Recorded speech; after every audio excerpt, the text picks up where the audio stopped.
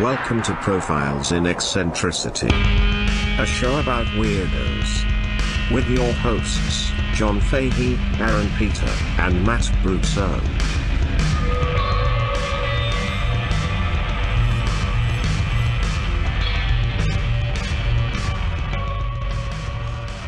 Hello, folks. Welcome to Profiles in Eccentricity. It's a show about weirdos, doggone it. My name is John Fahey. Joining me, as ever, a thinker, a stinker, pee-pee drinker, hot-bodied cum god, Aaron Joseph Pita. To his right, my left, handsome young son of a bitch, just passed a birthday. Oh, yes. Young Matt Brousseau. Thank you, John. Wonderful. Wonderful. What is your middle name again? Joseph. Me too. What the fuck? Matthew Joseph Carrasco Brousseau. I thought you had like a mad French middle name. No, Joseph is French. Like LeBlanc. No, it's Matthew. Matt LeBlanc. Matt's the white. To Matt's right and my left, very, very good-looking man. Oof, I Maron. love this guy. Oof. Oh my god. Man, good thing I have this cum plug in. Yeah, because your cum stinks. Dude,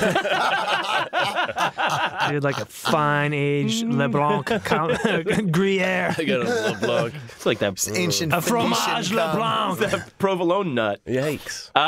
Mr. Joe Kaye. Hi. Thank you for being here. Of course. Hey, Joe. Joe Kaye Hey, is a fine young stand-up comedian, a host of the Canteen Points show, which is like the most reliably good show, is it not? It is. We're live every really is. Thank Thursday. you so much. I mean, really, you do a really good job, but You and Ian Ager. yeah, you and Ian, Yeah, me and really, Ian. it's really always very good. Thank you. I really recommend it a lot, and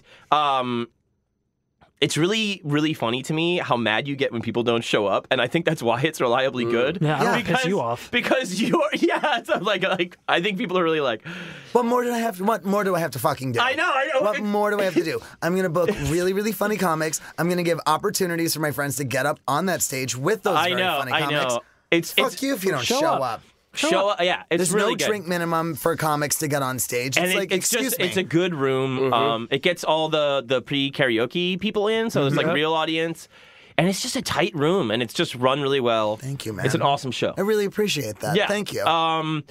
And you are going to be doing a profile today. I am. Very, very excited about that. Yeah. Before that, I just want to say, get involved with the Patreon. That's right. Aaron Explains It All is on there. I thought this was funny, my new little show where I interview people about what they think is funny. Connections. Connections with young Matt Brousseau. And we're doing Chopped Up Jukebox music program. We are doing just random other profiles that we don't do on the show. And then we just like fucking Shoot the shit. Talk about comic books. Yeah. That's what always happens when we shoot the shit. It's it's a good time. There's another show a week that you can get for $5 a month. And on you're the missing Patreon. out because you're cheap.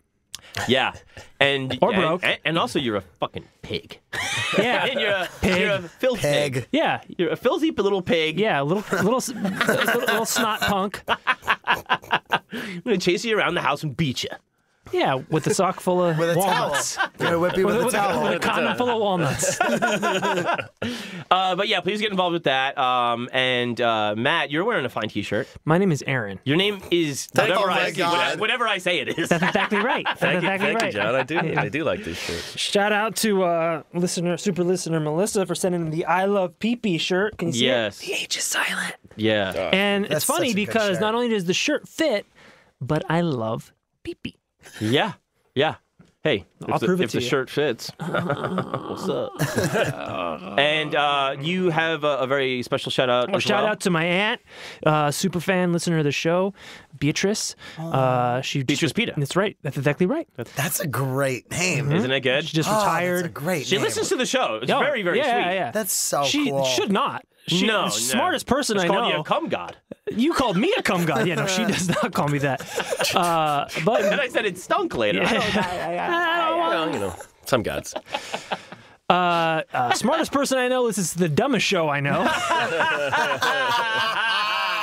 Just retired after 30-some years of teaching at the University of California, San Diego. Wow. Way to go, Beatrice. Yeah. Kudos to you. Just Pita. That's exactly Very, right. very, very nice. Sleep in.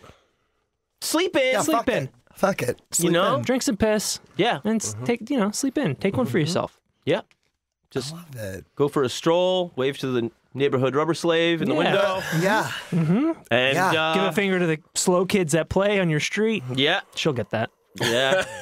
There's a sign on her street that says "Slow children at play." That's one of my favorite signs in the world. When I was driving there with my brother one time when he was a kid, he was like, "Oh, slow children at play." I was like, it's talking about you, buddy. It was the one my fucking grandpa. Anytime he saw it, I'd be like, slow deaf kid lives here. slow, because it's like slow deaf child. Oh, God. So it's like, but instead you're like, there's a Slow deaf child. I mean, there's a slow deaf kid. Oh, This is why we need commas slow on deaf- road signs. Yeah. deaf kid lives here. no, I mean, deaf dog. What is it? Beware? Caution, deaf dog? Oh yeah, Up in Wallala? yeah. Two-headed dog. Two-headed dog. What are you gonna do about a deaf dog? Absolutely You're nothing. not going to beep at him. Yeah, there's nothing to do. What do you want me to do? Point at him. Just, hey, you. Turn on a disco ball. Does he have a bat signal? Just flash the bat signal in the air. It's dinner time. And it just says walk, walk, walk. No, not Matt. Thank you for thinking of me, though. Joe Kaye. Joe? It's all about you. It's your Thank birthday you. week. Hey Joe, Hi. you want to share a profile with Oh us? my God. I've been looking forward to this for quite some time. I'm so excited to talk to you guys. Before we start, I just want to say, like, truly, this is one of my favorite podcasts in the world. Appointment listening for me. And this thank is such an you. honor to be here to talk to you Oh, guys. that's nice. It's very nice. Really, this is like probably the coolest thing that people that I know do. Truly. Like, You're so right. I'm really excited.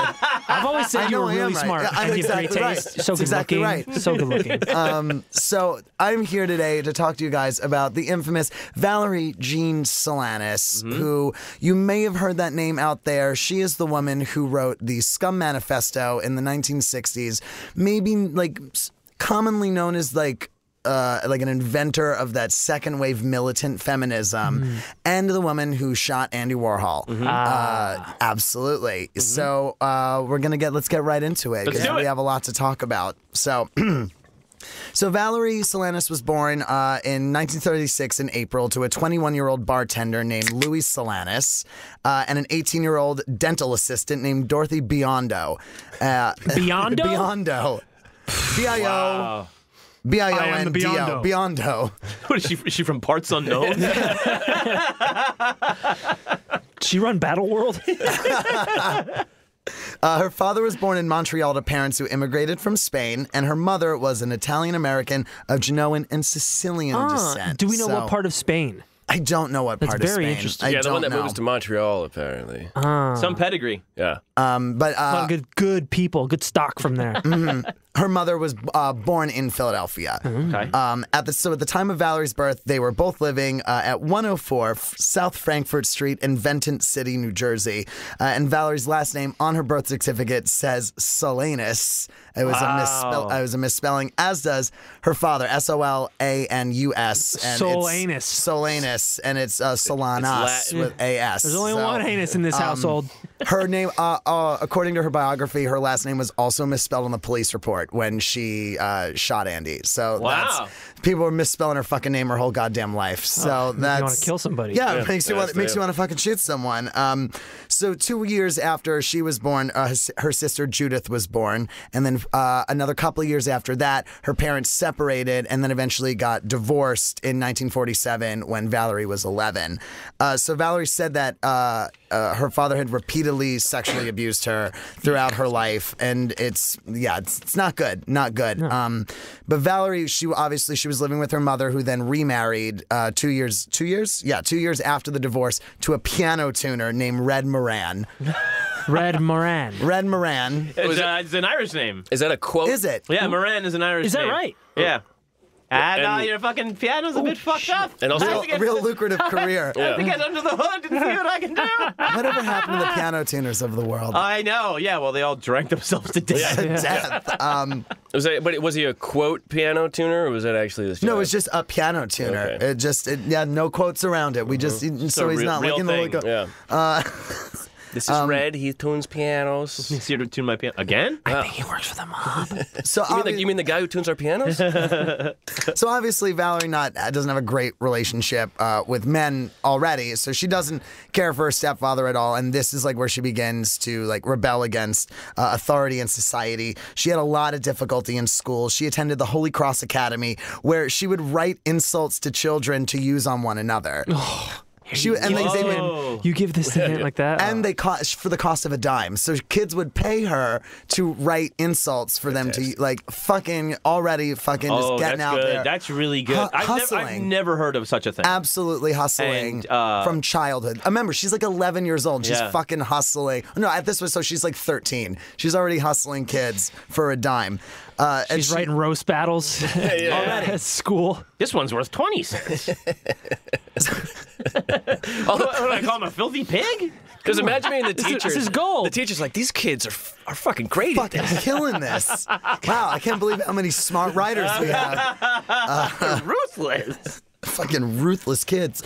So she beat up a boy once in high school who was bothering a younger girl, and she also assaulted a nun. So naturally, she was removed from Catholic school and transferred to a public school. So also because of her rebellious behavior in 1949, her mother sent her to live with her grandparents. Just here, you fucking take her. I'm fucking sick of this. Yeah. Not only was she bullied in public school, Solanas also said that her grandfather was a violent alcoholic who often beat her. Right? So she's just getting it's rough from like the get-go for her. I promise this gets lighter as we go. No. I mean, any old historical thing is just alcoholism. Yeah, abuse, it's gonna be bad. Molestation. Yeah. Always. Oh, is she grinding Shit bark food. too? Oh, we're talking about a woman who birthed militant feminism. I wonder what her relationship with men growing up was. So then she was sent to boarding school in 1950, where she stayed for 2 years. It was there that she had her first lesbian sex and her first child. They're not connected. I mean, Catholicism right there. In 2 years? She stayed for 2 years, and within those 2 years, she had her first lesbian experience and had her first child. Jesus. Her daughter Linda was raised she gave birth to Linda Moran in 1951, and she was 14 at the time when she had her first kid. Holy fuck. Named the daughter Linda, and she was raised as her sister, only to discover that she was her daughter in adulthood. That's like Jack Nicholson. Mm-hmm. Jack Nicholson, Jack Nicholson, his mother, he was raised as his mother's brother by his grandmother for a long time. I've been watching the wrong kind of porn all along. I'm actually a mom guy. I thought I was a sister guy. Sis? Oh, brother. What? You ever dance with the devil in the pale moonlight? Sis, mom, sis, mother, sister, brother. Slapping her around. For all I know, she could be my fucking grandmother. Could be fucking like that. So the identity of Linda's father is unknown, but in the biography of Valerie, the author of that, Brienne Fahs, I'm going to assume that's how you say that. It's F-A-H-S, so I'm just going to say Fahs. Yeah. The Fahs. Brienne Fahs raised the possibility that either Valerie's father or the stepfather could be the father of the child for the amount that she was abused. Jesus. Her father he came in for like parents' weekend. I guess so. The boarding school? Could have been. It was her father had sexually abused her like so much when she was a child, but no one knows how long that abuse continued. Like no one knows how. Jesus. While she was still kind of being bounced around from home into school to school, no one has any idea how much she was abused. Sorry, I lost. Did her my mom place. know? I mean, Probably. But she was probably getting beat too. Yeah. Yeah. There's this really fucked me up reading this because I fucking reiterated on this thing like so many times in this one paragraph and I don't know why. After all of that, she had her first kid. It's bad being raised as her sister. Literally no one was ever able to know, but because of, like I said, the bouncing around. You have no idea. It could have been either one. So she ended up leaving boarding school, and she gave birth to another child. She became pregnant in the summer of 1952 after beginning a relationship with an old sailor. A baby boy named David was born on March 31st, 1953. He was handed over to the parents of the sailor, the Blackwells, to look after in their home in D.C. And Valerie lived on and off with the Blackwells until she graduated from Oxon Hill High School in 1954. Oh my God! Just the parents of the old sailor? Of the old sailor. So these are some old These people. are some old fucking people. According to David, the Blackwells were allowed to keep him and raise him as their own as long as they paid Valerie's tuition at the University of Maryland. Wow. Hey, that's Okay. a good deal. Hustling. That's a positive. Always fucking hustling. That's a good kid. That's a 4-year degree kid that you got there. Yeah. And if you ever need to make fun of him, I got some stuff like that. So I got some great jokes about his mom, his dad. she stopped visiting him when he was 4 years old, and he did not learn the identity of his own mother until 1993. And this is years after she died. He learned that he was the son of Valerie Solanas at the age of 40. Holy fucking shit. David is still alive. And he is known for Well-adjusted. taking underwater photographs of women in swimsuits and occasionally poses with them as merman. And I've got a picture right here that I'm going to pass and show you guys. Merman? Merman. So there's that to look at. That's fucking, it's wild. It's nuts. It's dumb. He looks like every guy from the 70s who is over 40. Yeah. Yes. It's like bald, hairy chest. Oh yeah! Oh my God! This is that actor. That really, David Koechner? I was going to say it looks like Stanley Tucci and the Lovely Bones. Like But he doesn't have David like Blackwell. He doesn't have Merman. David Blackwell, he doesn't have a merman. tail or anything. He's No, he's just underwater. A dude. Yeah, Just a dude underwater. Underwater Where's the photography. Wow, weird, man. People are into strange stuff. And this is, I'll hold it up for the camera, David Blackwell posing with Olga is the name of the model. Of course it is. Of course it's Olga. So, Valerie graduated from the University of Maryland at College Park in 1958 with a degree in psychology. She entered a master's program in psychology at the University of Minnesota. Did she have to have a kid to pay for the grad degree? You know what? You'd think she would have popped out a third took out a one. loan. She took out a loan. Wait, you can do that? But she dropped out. So she went to the University of Michigan in the autumn of '58 and dropped out after like just a year. So she hitchhiked around the country and ended up in Berkeley, California in the summer of 1960. Hey. Swinging time. This is when she started writing her play Up Your Ass. Oh, that's my place. No, that's not a play, Aaron. Oh, well, I play. Yeah. It's a move. So that she was started to write that from 60 to 61. And then in 61 to 62, she apparently attended another graduate school, this time in Jersey, for at least a year, but no one knows like what school. This is just, she's said that she went to another grad school. Yeah. So while living in Jersey, she would take the bus to visit New York, and particularly in Greenwich Village. She moved to New York in the summer of 62. That's the time to be there. Initially staying in a women's residence hotel. She listed its address on a postcard she sent to her father as the 350 West 88th Street. According to her biography, Valerie spent the next 3 years from 62 to 65 working, writing, and living around Greenwich Village. In a near constant struggle to make ends meet and to feed herself, she became a pro at bumming cigarettes, talking others into buying her a quick meal, and selling conversation.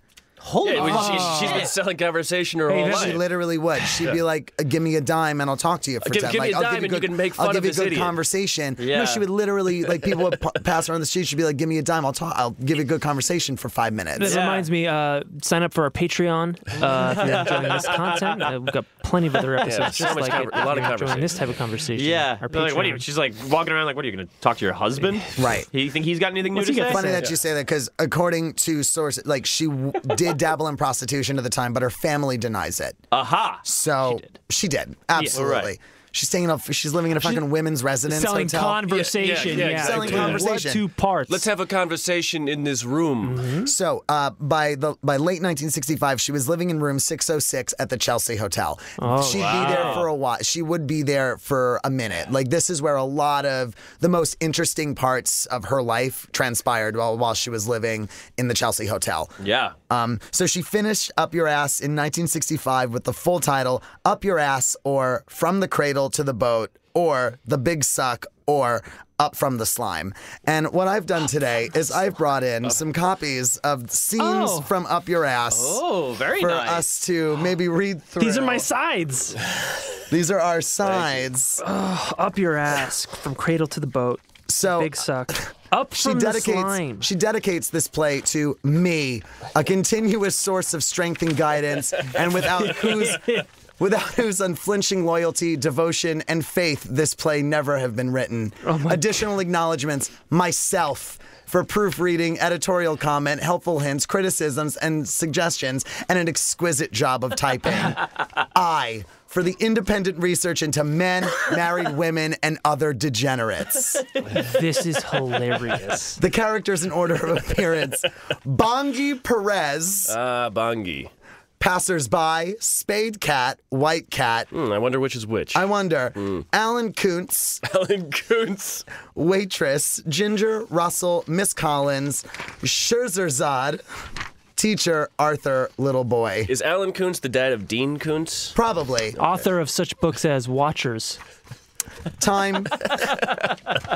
Time. The present. Afternoon. Place. A large American city. The sidewalk. So I was thinking... Oh, the sidewalk, you say. Oh, just the sidewalk. So I was thinking what we could do here is, Matt, would you like to read the role of Bongi? Yes, please. And then that means, Aaron, you're going to be Spade Cat. Oh, good. John, you're White Cat, and I'll take care of the stage directions and other characters. Okay. Is this like a Spade Cat, like I've been Spade? No, Black Cat. We're talking Black Cat, White Cat.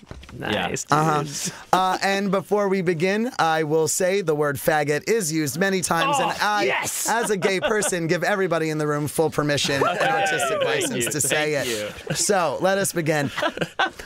Scene 1. This is how the play opens, by the way. It's the very first moments. Bongi Perez, dressed in khaki pants, a loud plaid sports jacket, and tennis shoes, is loitering on the steps of the apartment building where she lives, and next to which is an elegant restaurant with a sidewalk patio. A broad passes by.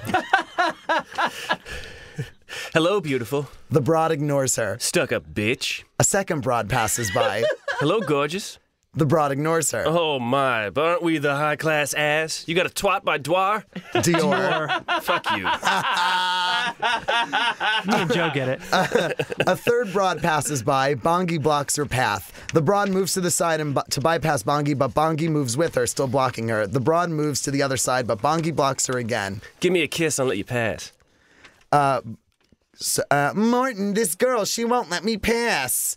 Come on, girlie, let her pass. Hey, Jim Dandy to the rescue. She continues to block the broad's path. If this is your idea of humor, let me assure you, it is not. He pushes Bongi aside. Ooh, you so big and strong, Martin. He and his broad stalk up the street. She's all yours, Jim Dandy. She's not really my type. 2 cats, 1 white and 1 spade. Remember, black. Who's been watching the action from a few feet away. Approach. Hey, can I be your type for just one night? We'll have a boss time together. I'm a man of deeply passionate heart and soul. Heart and soul, my ass. All your passion's concentrated in your dick. But that's a mighty fine dick.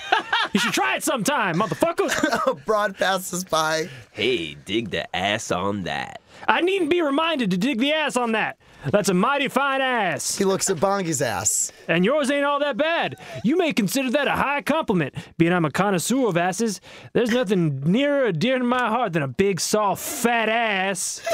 Because it matches your big, soft, fat head? You have no grounds for sarcasm. You're in the same AAA club we are. Amalgamated Ass Watchers of America. Oh, t-shirt. Yeah. You're wrong. I'm not a watcher. I'm a woman of action. You think I'm not a man of action? See this chick coming along? Watch me move in. He approaches the flashy, wild-looking chick who walks by. Why are girls called chicks? After all, men have the peckers. Pardon me, miss. Forgive this intrusion, but I seem to recall having seen you somewhere before. Beat it, little boy. Go play with your yo-yo. She walks up to a store window a few paces down the street where she stops to look at the display. Man, you ain't moving in, out or sideways. You're standing still. You guys don't know how to operate. You gotta have finesse. You gotta be smooth, suave. Now step aside and let a man operate. He approaches the chick. Good evening, goddess. Forgive me what sound like mere hyperbole, but to me you are a goddess. I can well understand your reaction. You've captured the inner me. Is that Boy Scout over there a friend of yours? A mere acquaintance, but enough of an acquaintance for me to know he's not all a man for you. His technique is as washed out as his skin. And yours as intense as yours? You're perceptive. It might just be interesting. You strike me as a man who may very well appreciate the finer qualities of a woman. I am indeed. I'm a connoisseur of finer qualities. Shall we adjourn to my pad where we can peruse these qualities at leisure? Love to. They walk off together, making get-acquainted conversation as they go. I may as well turn in my yo-yo. All the swinging chicks are either queer or they go with spades. A white man doesn't stand a chance nowadays. What are we stuck with? All the fish. Scene. Wow. So that is the first scene of comes this out play. hard. It really does. If we'd like to continue, I just have a couple of more quick ones. Of course. Absolutely. So the second scene, Matt, if you'd like to continue playing Bongi, that'd be great. If you, Aaron, if you want to take on the role of Scheherazade. Ah, yes, Scheherazade. I will play that. And Matt, you can play Miss... Not Matt. John, you can play Miss Collins. And I'll do the stage directions again. So here's the second. This wasn't the second scene of the show. I just kind of went through, grabbed the beginning, something in the middle, and then the very end. Love that. So Bongi comes running back around from another alley, then resumes her seat on the steps. She notices someone she knows approaching from down the street. Miss Collins! Hi, Miss Collins! Miss Collins, a made-up, bitchy-looking drag queen, swishes on. Hello, Angel. He kisses her. Pet, you look simply exquisite. You do. You look good enough to eat. Now tell me how I look. He struts and poses. Good enough to eat? I couldn't say I'm vegetarian.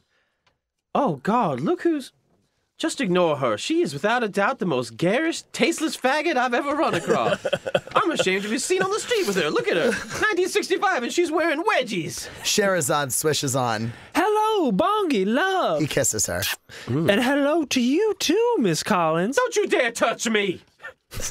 You know, I just noticed Shehrazade's got an ass like a girl. Oh, do I? Do I? He struts his ass. How about mine? Look at mine. He struts his ass.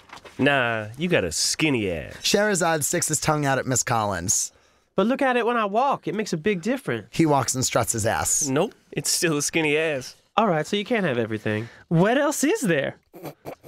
You better watch how you sit, Miss Thing. After all, we're still men. Speak for yourself. I face reality, and our reality is that we're men. You are what you look like. You know, you are very pretty for a boy. What do you mean, for a boy? Look, not to brag, but I know what I've got. Do you know where you've got it? It's between your legs. Ooh, she's so vile, Miss Trashy Ass. Maybe so, but at least I never wear gold eye glitter to an afternoon mixer. Anyway, it's true, and you know it's true. You jump right in the sack after a piece of pussy. I am a piece of pussy. That's just what I've always said. You have a face like a twat.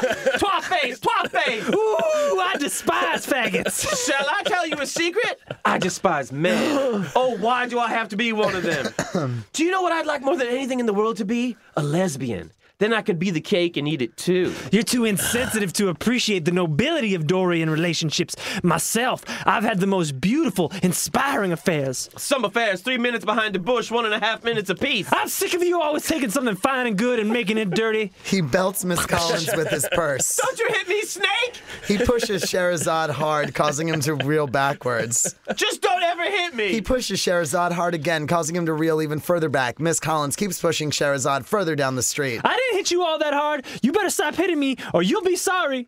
Officer, this thing, she's goosing me with her eyebrow pencil. Their voices fade away.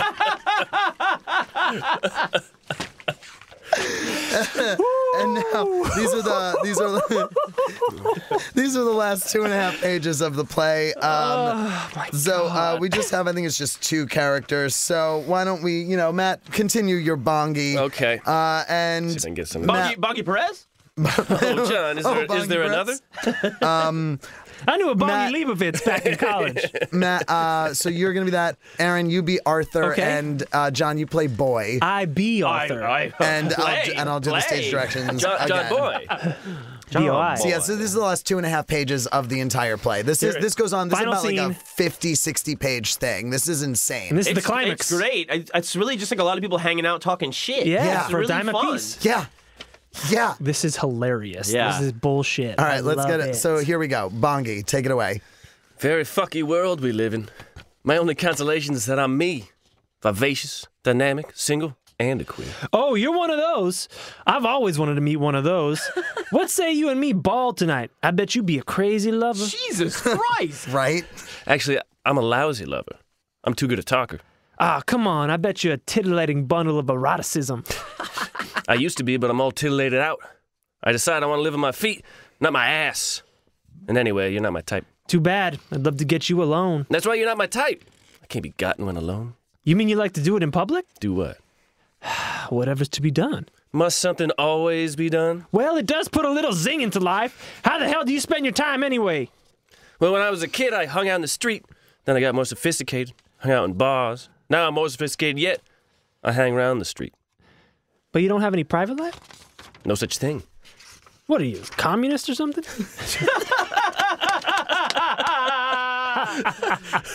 Bro, we're going to get into this. There is a page left. Yeah. I'm a very people person. You know what really flips me? Real low-down, funky broads, nasty, bitchy, hot shits. The kind that when she enters a room, it's like a blinding flash announcing the presence of the world, re-brazen in public. If you ever run across any bras that look like neon lights, send them my way. Send him your way.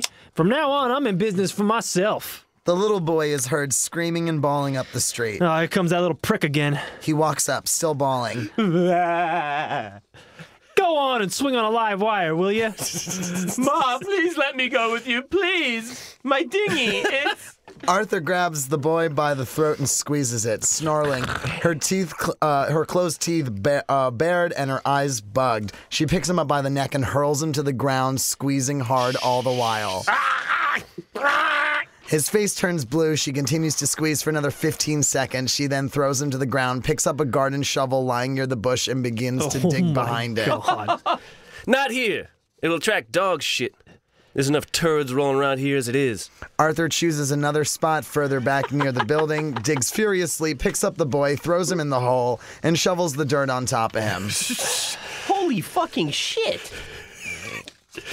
You're a good head, even if your name is Arthur. Arthur finishes shoveling and comes back to where Bongi's loitering. A low-down, funky broad passes. Hello, you beautiful, low-down, funky doll. The doll continues walking down the street. Bongi and Arthur follow behind her. Hey, you like to meet my sister? Why not? Oh, yeah, why not? I have an eye for the ladies. By this time, they're out of sight. What's the other eye for? Whores? Their voices fade away. Jesus Christ. There's So those are child selections murder at from the end Up of this. Your Yeah, Ass. just...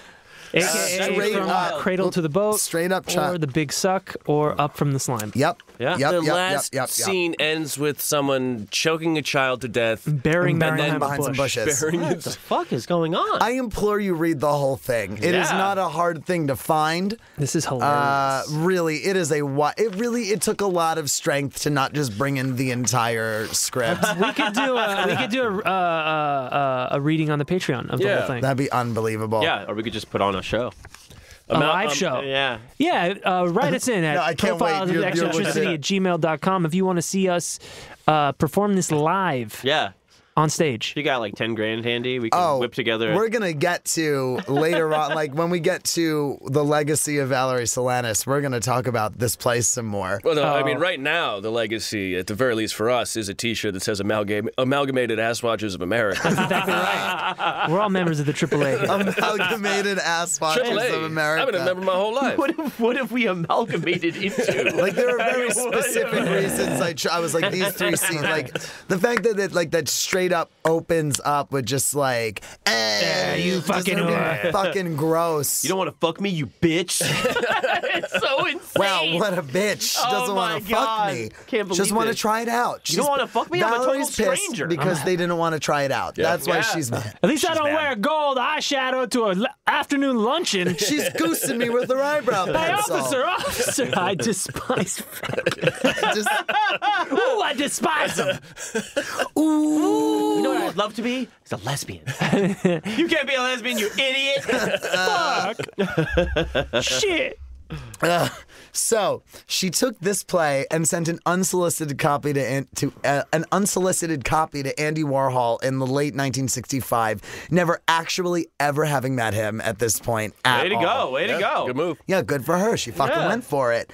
And on February 9th, 1966, she wrote to Warhol, quote, "Dear Andy, would you please return my script Up Your Ass that I left with you some time ago? Thanks, Valerie Solanas." Right to the point. Yeah. By that time, she may have already started writing the SCUM Manifesto, and we'll get to the SCUM Manifesto in a second. According to her biographer, she wrote the manifesto. It started in 1955 and copyrighted it in 1967. It's noted that Valerie published an outline of the manifesto in the Village Voice in February of 1967. She likely finished the original draft in May and completed the revised version in late June. In a postcard, her father dated June 14th, 1967, she wrote that she was nearly finished writing it. So we're going to expect that by the end of June, this thing was written. Although there's no outline in The Voice, there are a number of ads in February 67 in which the, quote, SCUM book appears to have consisted of her play Up Your Ass and an article she wrote earlier for men's magazine Cavalier. So I have a couple of, you'll see I have Village Voice ads here, which I'm going to read. I'm just going to read them. SCUM, Society for Cutting Up Men, presents pre-production reading of Up from the Slime by Valerie Solanas. Wednesday, February 15th, 8:30.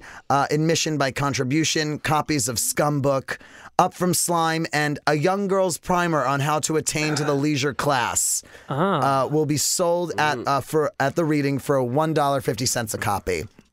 And that's kind of just repeats itself, except in this one it says, listen to Valerie Solanas on Randy Wicker's interview show, which was probably a radio program, a talk radio program from 67. I mean, tell me, why is it you want to cut up these men? What's that about? Huh? If you just join us, we got some broad here that talks about cutting up dudes, and she's boosting them with their eyebrow pencil. It's the Wicker Hour. You just joining us. It's 12:54 in the a.m. We're here with Valerie Solanas. Solanas? Solanas. This one's pretty ridiculous. This one, I'm just going to read this one because it's got all the names of the people that are in the cast in alphabetical order this time. So they present Up from the Slime. Every day except Tuesday and Thursday. Directors Theater School. Admission by contribution. Cast in alphabetical order. Harold Anderson. Donald Egema. E-G-G-E-M-A. Egema or Egoma. Bonnie Greer, Marcus Sam Ridge, Gary Tucker, and Barbara Wallace. Wow. All right. There's a lot of characters for a small cast. There had to have been some doubling over in there. Sure, yeah. Gary Tucker's involved. We're both Spade Cat. And again, you can't all be Spade Cat. Multiple ads in the Village Voice telling people to listen to her on the Randy Wicker interview show. Randy Multiple Wicker, he had ads. everybody back then. That was the show to be on. The Village Voice telling you to listen to Randy Wicker in the 1960s. Holy shit. 6:90 a.m. Yeah. It's Randy Wicker here. Now, what'd you say your name was again? We got to go to traffic. Solanas. So a young girl's primer that I mentioned in the article that she wrote in the 66 interview issue of the men's magazine Cavalier. The title was using Cavalier, however, was for, quote, pain, the survival game gets pretty ugly, was what? Yeah. Damn. The Cavalier editors added, quote, how a nice young lady can survive the city. The easiest way to be comfortable is flat on your back. Mm-hmm. In the article, Valerie wrote about her life, supporting herself by panhandling in order to free up her time for writing. Before she copyrighted the SCUM Manifesto, though, in 1967, she also held SCUM meetings. So Me too. She had a SCUM meeting on my carpet every night.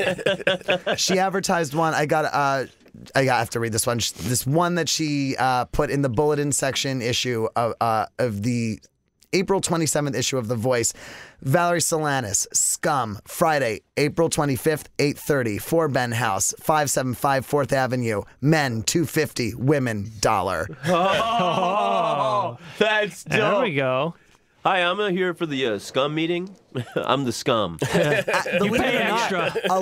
There were quite a few men, notably like gay men, that joined her cause because it's people that were mostly hurt by men that are like, Right. And these were also gay men that had no problem being completely subservient to a woman. Right. Like they understand that all men are scum, including ourselves. Yeah. So we are your servants. Punish me. Yeah. Can you like build a cage for my cock? Yeah. Can you make a ball gag for my sack? Yeah. Can you make a cock-shaped ball gag? Can you make some kind of boner detention center? What if I boxed it up without boxing it? Can you make a gimp mask from my penis? You remember during the Spanish Inquisition how they would make those cells a little too small so it was just You can never like uncomfortable? sit down or stand up. Can you do that for my cock? Can you make an Iron Maiden for my hog? You know the man in the iron mask, but for my dick? The man with the iron hog. I am Iron Hog.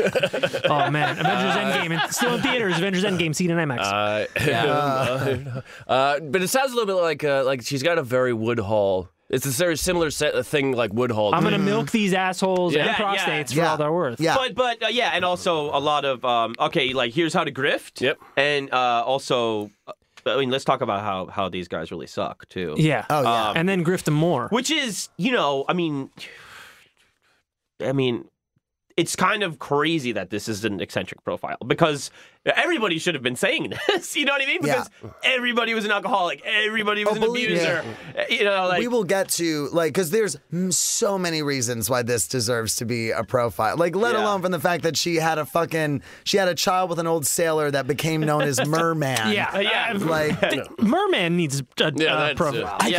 I really desperately looked for more information on him and really couldn't find anything because there's also like a famous a black author also by the name of David Blackwell. So everything I looked up, I found him. I couldn't find anything outside of the very few Valerie Solanas biography things that I read for this. Yeah. He wants to remain anonymous. Underwater. I'm a big fan of the old sailor being like, maybe my parents can help out. I don't know. What do you want to do?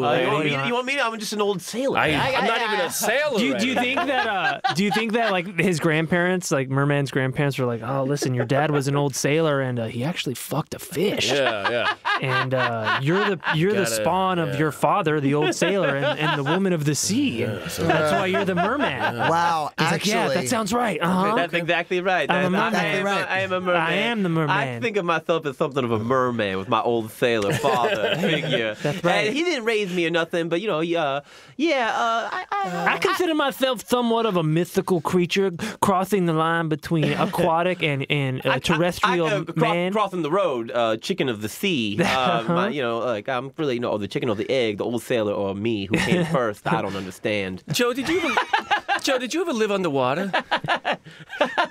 Joe, you ever move into a tank with a dolphin that you got to jack off at least twice a day? Because it gets restless while you're teaching it social studies. Yeah. Hello.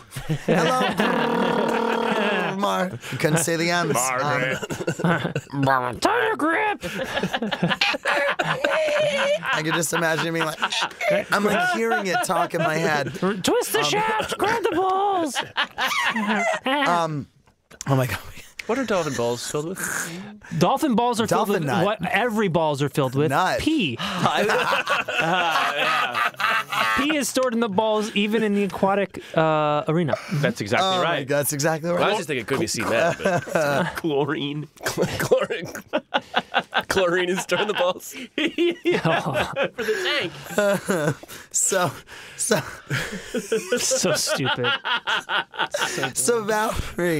Valerie, let's go back to Valerie. So she continued to harass Warhol and others in his circle in order to get her play produced. I love that. So good. I love that. Anybody who harassed Andy Warhol. In addition to Warhol, the people she contacted included Louise Thompson, who ran a theater group, Gene Feist, the founder of the Roundabout Theater, Paul Krasner, like the comedian and editor of the avant-garde publication The Realist, Ralph Ginsberg, an avant-garde of Avant-Garde magazine, Ed Sanders, the owner of Peace Eye Bookstore, and one of the founder of the band The Fugs. Oh.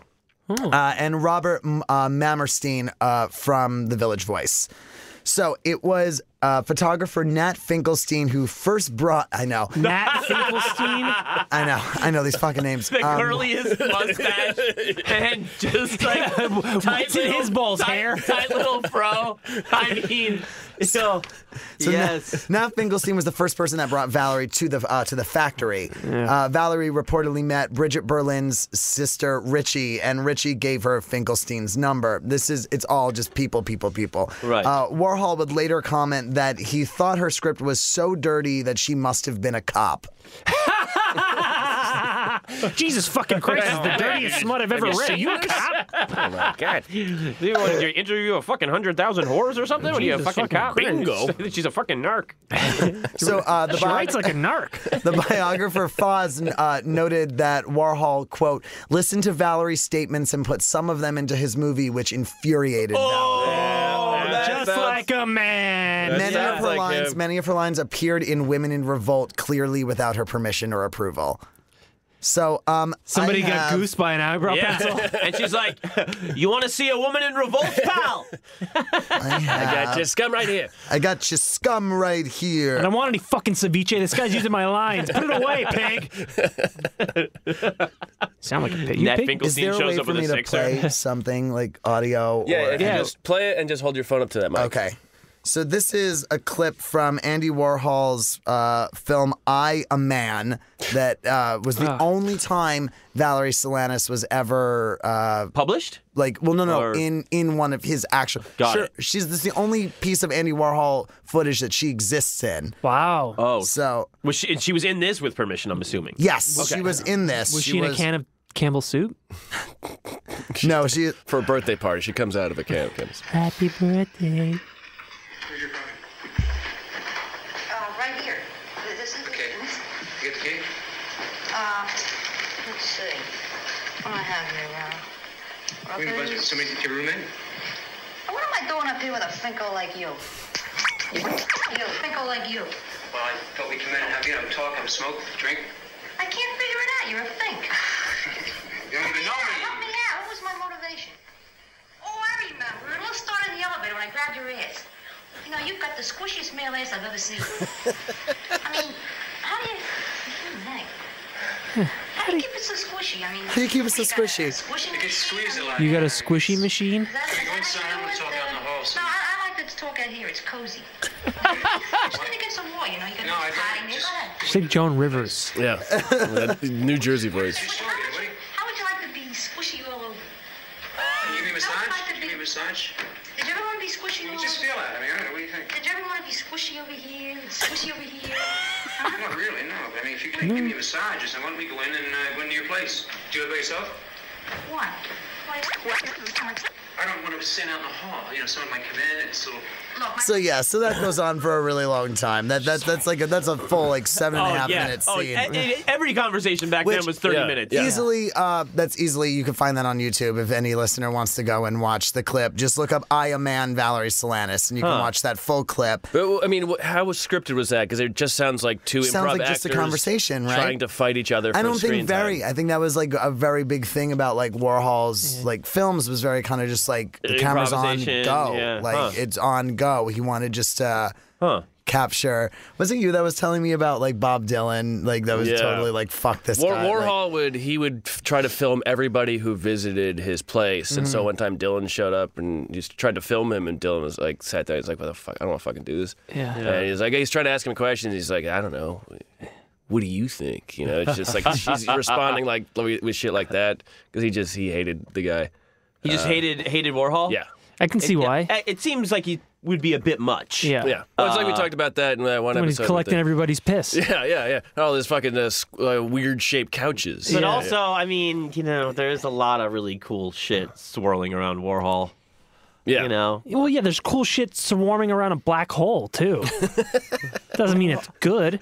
Well, no, but I mean, Basquiat and stuff, that was all Warhol kind of, trotting him out. I mean, it is, a lot of stealing other people's shit, but Yeah. He seems like an insufferable cunt. Yeah. But yes. you know what?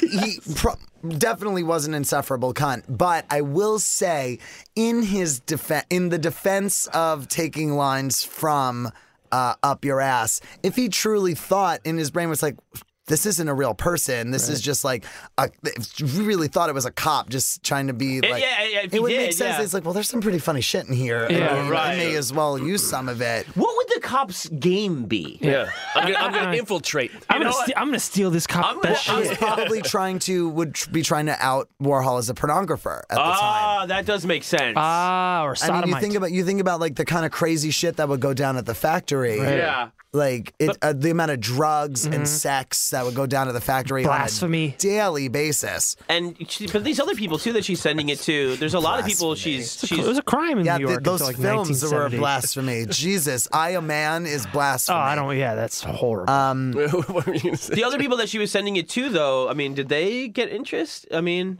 no, because that's a lot of people she sent it to. Well, she like bothered people about it to be like, hey, I sent this script to Warhol, like. And okay. Yeah. But I mean, nobody else from any of these other theaters or anything wanted to do it because it's good. No, it's not bad. It's really not the worst thing in the world. For that time, that kind of beat hippie layover time. Right, yeah. It Considering was really, it's if you're really not getting that done in the village, envelope, man, you know, it. Yeah.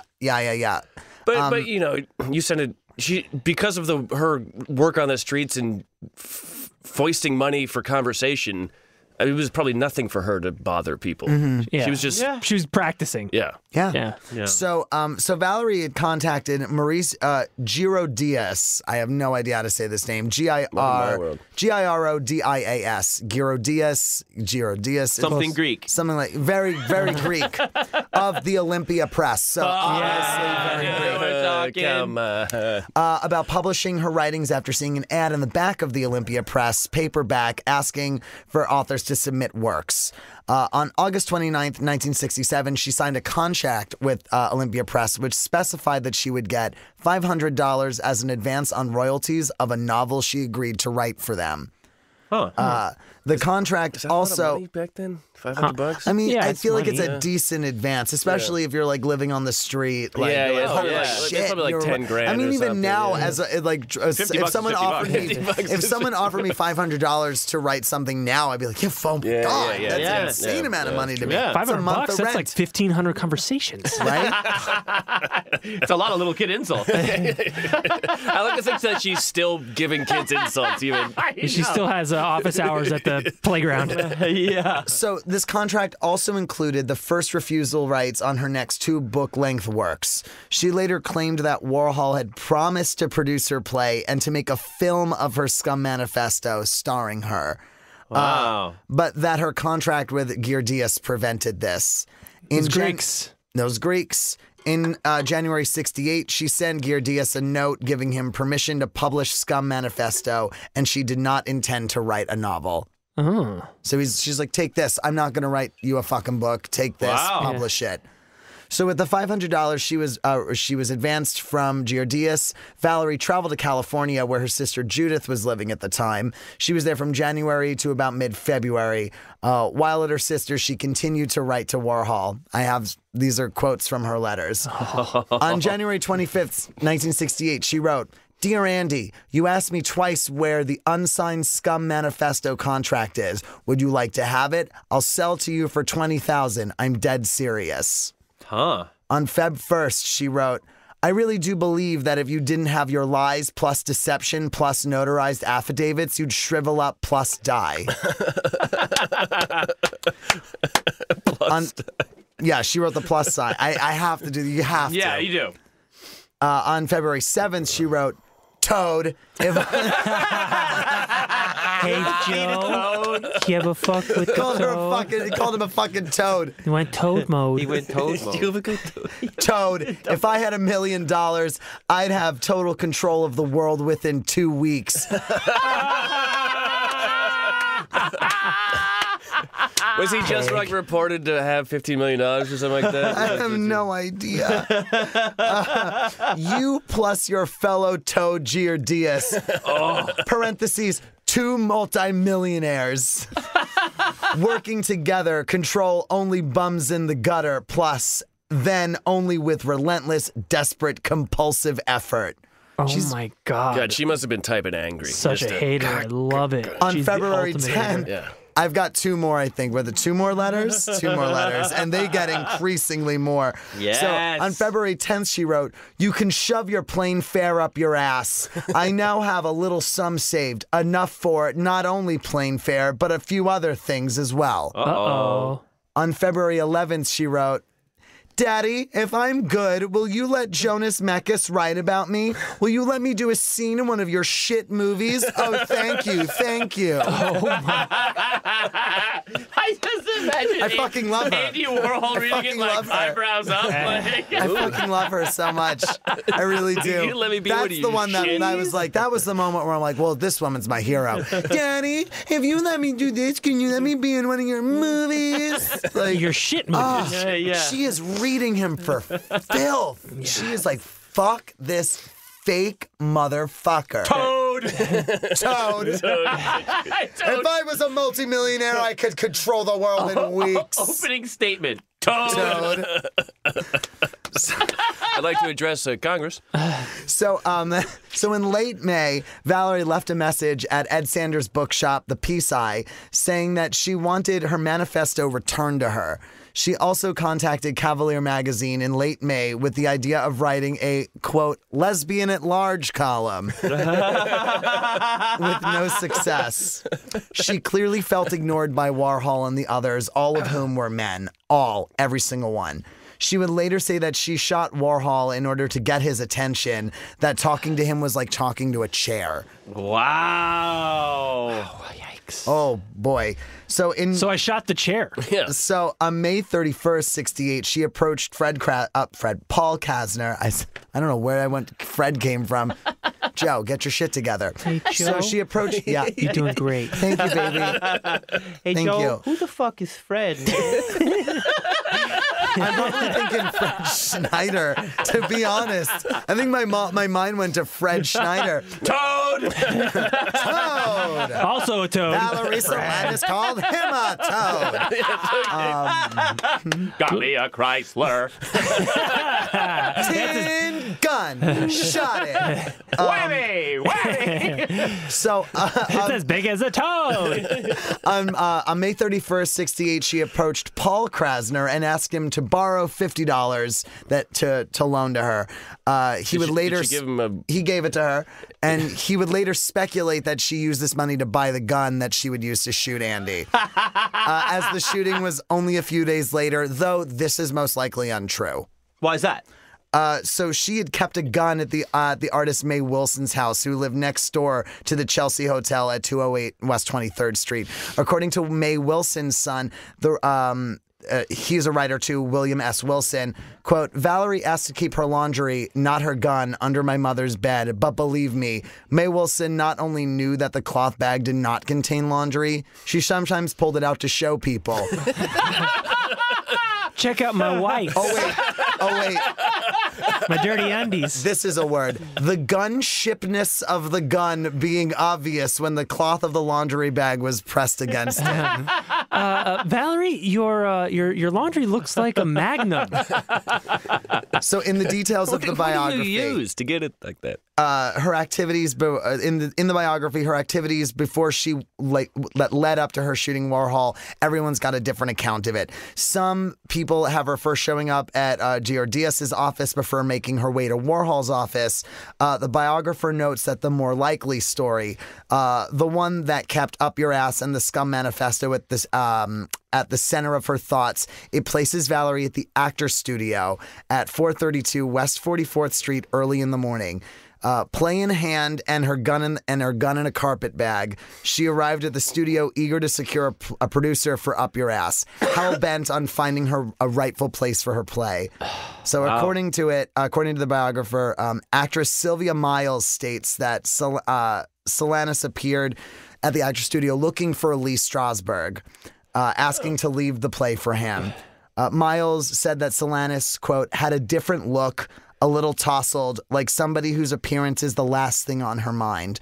Miles told Solanas that Strasberg would not be in until the afternoon. And then Miles said that she accepted a copy of the play from Solanas and then shut the door because I knew she was trouble. I didn't know what sort of trouble, but I knew she was trouble. Damn. She then, so she traveled then from the actor's studio to Crown Heights, Brooklyn. That's far. That's that's a fucking trek. So she went to. She's probably walking hard the whole time too. So she traveled to producer Margot Feiden's residence in Crown Heights, as Solanas believed that Feiden would be willing to produce the play, because she'd produced kind of like the feminist indie stuff at the time. So she talked to Feiden for almost 4 hours, trying to convince her to produce the play and discussing her vision for a world without men. Wow. Great. Throughout this time, Feiden repeatedly refused to produce the play. And according to her, Solanas then pulled out her gun. And when Feiden again refused to commit to producing the play, get it Solanas through your head, you dumb fucking bitch. I'm not producing your shit play. She responded, yes, you will produce the play because I'll shoot Andy Warhol and this will make me famous and the play famous and then you'll produce it. Wow. As she was leaving, and then I'll be on a podcast in the year 2019. And as she ready for this baller fucking move, as she left the Feiden's residence, she handed her a copy of the play and other papers. She goes, "Here you go, take it. It's gonna be a thing. It's going down. You're gonna want to know also, me." why are you so squishy? You got a squishy ass on a man of squishy ass. You got a squishy machine in here. What are you doing? Yeah, what do you do with your ass? Why is it so squishy? What are we squishy all over? But I like the idea of her just being like, okay, it's just one person at a time. You're gonna take it. You're gonna take it. You're gonna take it, and then Andy's gonna take a bullet. And then that play will be worth something. You don't get it yet. Yeah, you will. You will get it. But you will get it. Yeah. So then after she left, Feiden frantically called the local police precinct. Oh my God. Andy Warhol's precinct, like the one that would be in the area from where The one in his building that he made? Yeah, exactly. It would have been the police HQ in Lower Manhattan is where it would have been. Huh. And the offices, she also called the offices of Mayor John Lindsay and Governor Nelson Rockefeller to report what happened and informed them that Solanas... You gotta hear this shit. They gotta shoot Warhol! Not soon enough! She wanted to inform them Over the that she was going to shoot Andy. And then in some instances, the police responded that, quote, I'm going to do this in a cop voice too, because this is... You can't arrest someone because you believe she is going to kill Andy Warhol. That's pre-crime! We're not there yet, you stupid fucking bitch. We're not here in Minority Report. We're in New York, 1968, you dumb fuck. Are you ready for this misogyny, though? Because this is genuine misogyny. Oh, yeah, I love the cops also responded with, listen, lady, how would you know what a real gun looks like? Jesus Christ. You probably think it's laundry is fucking... She show you her whites. Stick to what you know, sweetheart. Jesus Christ, it's a fucking Tide Pod or a fucking pistol or something. In 2009, Feiden, in an interview with the Times, Jesus Christ, Feiden said that she knew Solanas was going to try and kill Warhol, and there was nothing she can do to prevent it now. That's so scary. She knew this was going to happen now, and there was nothing in the world she could do to prevent it. Imagine just knowing that's gonna happen. Thinking about Andy Warhol living his dumbass life, his fucking blonde bob, his square couches, his bad wig, wearing sunglasses inside. Fucking asshole. He's walking down the upstairs. You're like, what the fuck? So, or being the mayor and getting that tumbling down the up escalator. Why is he doing so much dumb stuff? Can we take a break? Yeah. Because can we take a real quick break? Absolutely. Yeah. Because we're about to get to the shooting. All right. Yeah, let's say we're gonna take a quick break. Okay. Ooh, that's gonna make my Halloween costume is Spade Cat. Are you Mr. Mephistopheles? No, actually, I'm a we deeper really cut. should do a stage reading of Up Your Ass. Fuck yes. Oh yeah. I would love to do that. Yeah. Up your ass. Up your ass. Up from the slime. The big suck. The big suck. The big suck. From the cradle. No, from the cradle to the boat. What a fucking maniac. From the cradle to the grave, from the fucking womb to the tomb, pal. Yeah, from the hotel to the plane. I've been pissed off the whole fucking time. Jesus Christ. I don't know if you're my sister or my daughter or what. I like Either way, we're fucking. Oh, brother. Oh, brother, where art thou? Do you know about this thing in the straight porn where they're fucking their sisters and they're Oh yeah, the stepsister they're thing, reminding or like the bio. but they're like they're always saying, "Oh, brother." It's like nobody would Nobody would say ever that. say that. Bro, I'm trying to take a shower. I forgot what TV show like commented on that, where it was like people were like, "Hey sis, how are you?" It's like no one fucking talks like that to their siblings. Yeah. If anything, the closest I call my sister kiddo. I think that's the closest thing I get to calling my That's sister perverted. sis. It is adorable. Hey kiddo, how are you doing? I love Hey, that. kiddo, you suck a mean dick. Oh oh God. I'm not saying you're saying it. I'm saying it like that's almost. Your reaction speaks to the truth of that.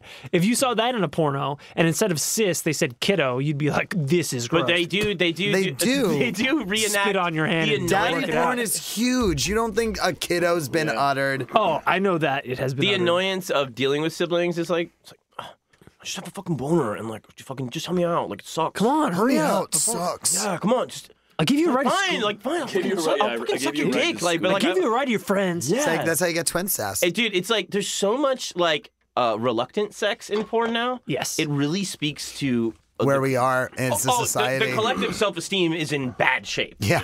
Really Yeah. bad shape. Because it's like the robot thing where you turn a woman into a robot so she'll fuck you. That's a thing a lot. What the? It is not. It's like your hypnosis and okay. which is yeah. I great. thought you meant the I thought you meant the fantasy I of don't like get that one. downloading the consciousness. That doesn't get served to me. Yeah, I don't see that, John. I think that has to do with like your search history. Yeah. That's What sites, John? No, I'm not saying that Pornhub like that thing. you're because that you're looking for it. I'm just saying like I will not watch but that. Aaron, I'm not saying that you do, and I'm not criticizing Aaron, it. it's the same way when our porn searches end up with why we see things like human furniture. Yes. Like it's just Yeah. it's the just they've got the thumbnails. algorithm of whatever else I've been looking at, my cookies. Well, you know, like the people will do like the multiple fetish. And so then they'll be like, all right, here's one for daddy-daughter shit, here's blah, blah, blah. But then they'll always throw in Plus- hypnosis or trance or I get trans. like a robotic thing. And it's always Trans. It's like, you don't even think anybody would voluntarily have sex with you. That's so sad. That's very. Yeah, that's or, not good. or they don't That's want bad. it. They want to, like, you know, the T-Rex doesn't want to be fed the goat. He wants to hunt for it. So, like, that trick, I want to earn it. Yeah, he doesn't want it like in a nice curve. But I also don't want eye contact, you know? Eye contact. Yeah, eye contact. I heard that too. That's. I'm gonna set it Hard off. stop on that C. Are we gonna come back in? Let's come back in. Or not. We don't have Something to. like went into my eye. I think something to do with eye contact. Terrible. Yeah, it was. All the eye contact. It was first contact. Oh, dude, Star Trek? We're back from the break, everybody. back. Everybody's got an empty bladder. We all Our balls are empty. balls are empty. We squeeze the pee right out of Our camel humps are fucking depleted.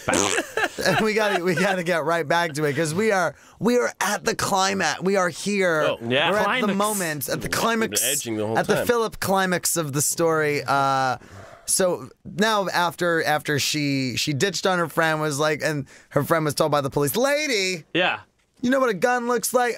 So Valerie then ventured to the factory, which was on the 6th floor of the Decker building at 33 Union Square West. Can you tell us a little bit about the factory? What was going on there? The factory is where everything happened. Like that was like the Warhol epicenter Right. of like, well, even though the factory had moved, there was like 3 different locations of the factory. Like this is like the one. Like And the it was one kind of about mass producing art. Was that why it was the factory? It was the factory. And was it also kind of like a collaborative place where a bunch of artists? Absolutely. Okay. Anyone that was like tied to like that Warhol-averse, like they Right. all did their shit at the factory. Yeah. Warhol was the one that made the money, was able to have the factory so that he can like have all these other outsiders coming, which is why someone like Solanas was very attracted to the idea of working at the factory and being part of this. Right. Because she's like, I'm an underutilized voice in this world. Like, Yeah. listen to me. I know I'm funny. I know Yeah. I'm clever. I know I have a voice. Mm-hmm. I want to be part of this. That's clearly like of this machine that's got the world talking. Right. Right. Everyone knew who Andy Warhol was at this point. Yeah. And the nice thing about artistry is that it comes in different shapes and sizes, so you can join it without ever actually. You know, when I moved to LA, I first moved into a fake consignment shop that was a front for an illegal hostel. And it was Jesus. It was a warehouse downtown at 9th and Olive. I think you were human trafficked here, dude. It almost feels like it.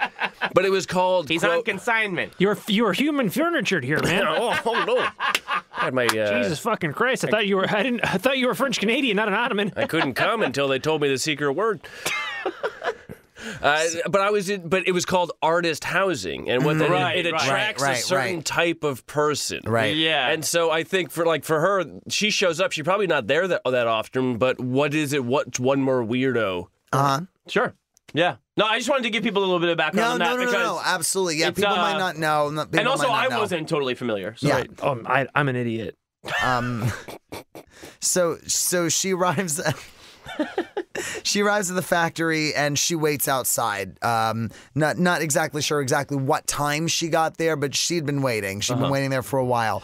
And then Paul Morrissey, the director of many Andy Warhol produced films, including like The Blood for Dracula. Oh, really? And A Feast for Frankenstein. Yeah. I didn't know that was Warhol this is Paul Morrissey directed that. Yeah, tied to Warhol. So anyway, he arrived and asked her like, "What the fuck are you doing here?" Like, "Hey, what's going on?" She replies, "I'm waiting for Andy Warhol. I'm here to get money." Huh. And Morrissey tried to get rid of her by telling her that Warhol was not coming in that day, and then her reply was, "I'll wait." So at 2 p.m., she walks upstairs. She went up into the studio. Morrissey told her again that Warhol was not coming in and that she had to leave. She left the factory, but rode the elevator up and down until Warhol finally arrived and boarded it. Baller move. Yeah. So good. See you later.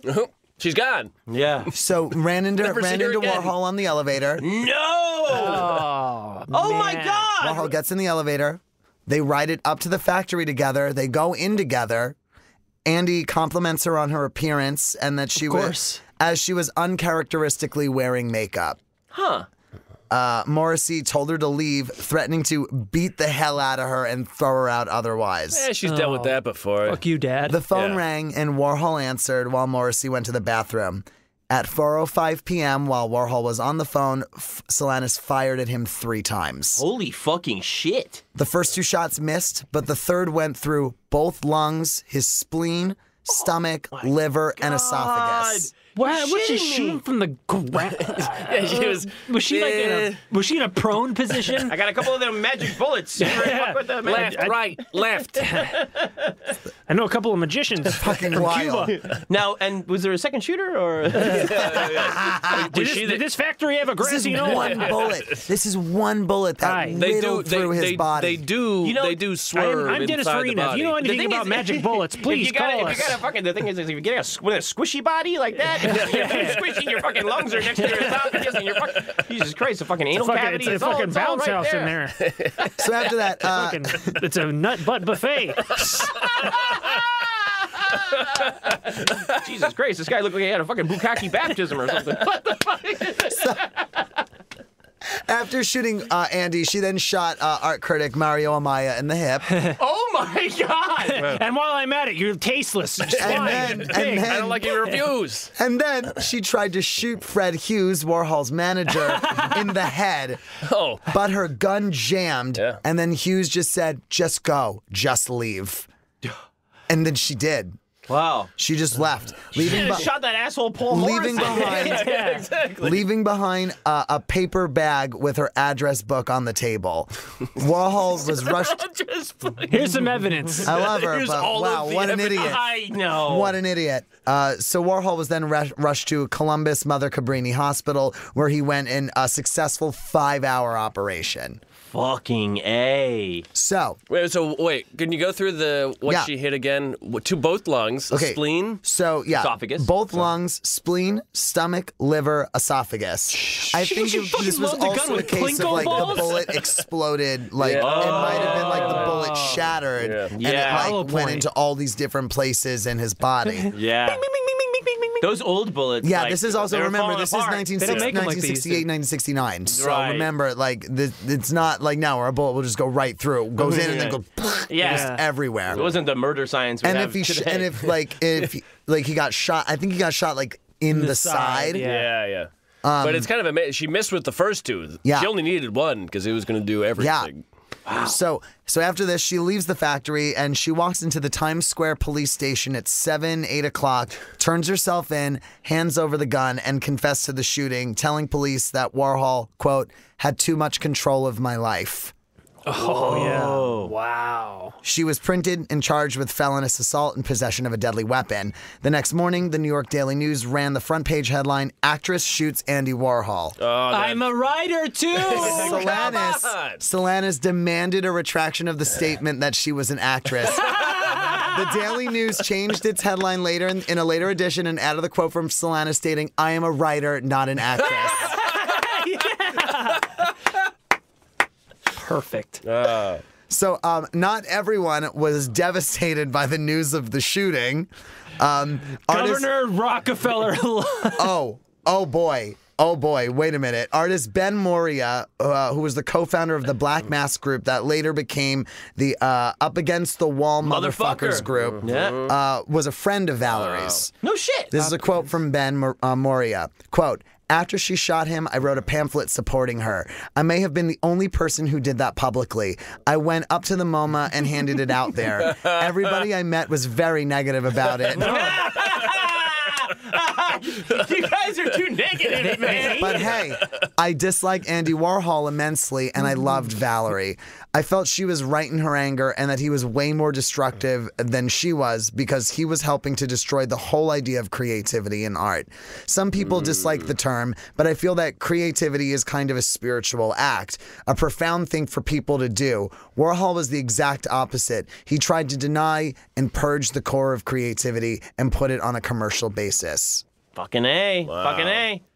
I mean, is it crazy that the founder of Up Against the Wall Motherfucker was a big fan of Society for Cutting Up Men? Yeah. No, probably not.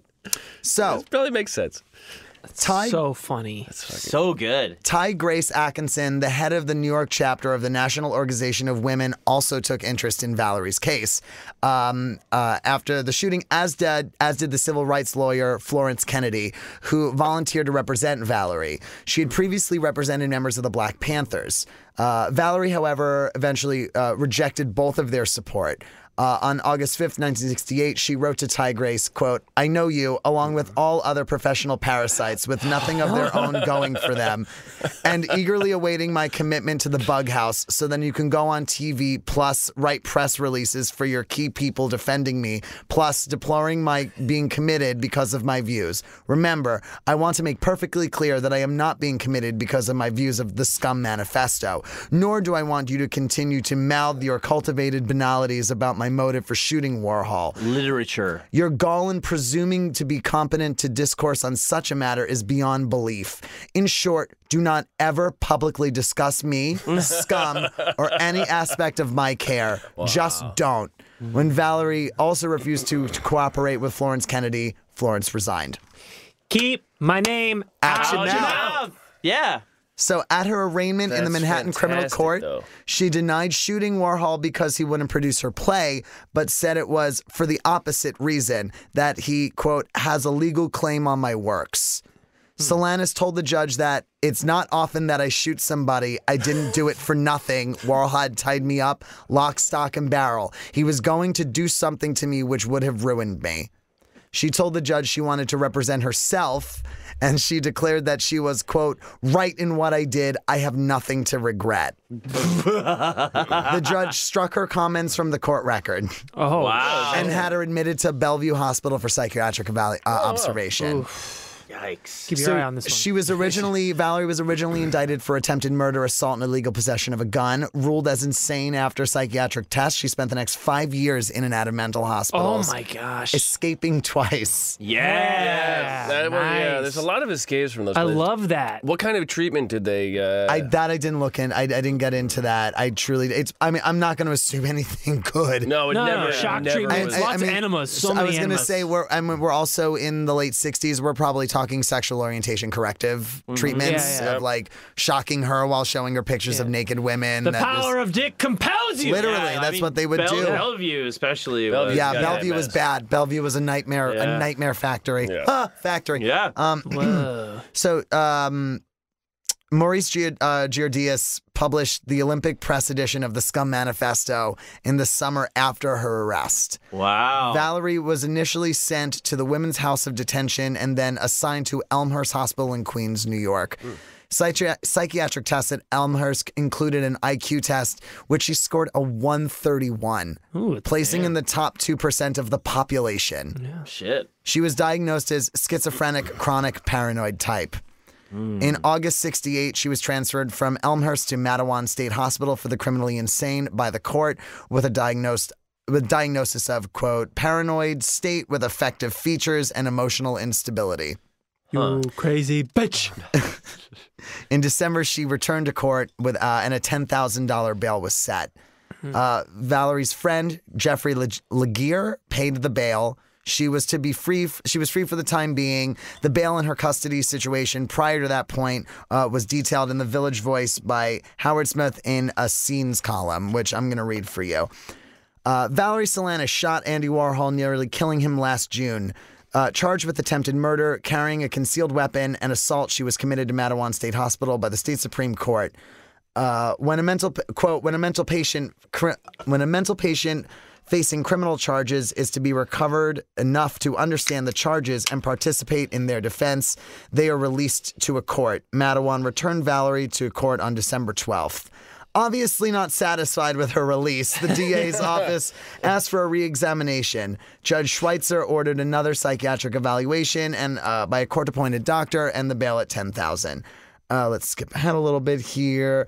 Not even aware that his attacker had been released, Andy Warhol answered on the phone Christmas Eve and was horrified to hear Valerie demanding to see him.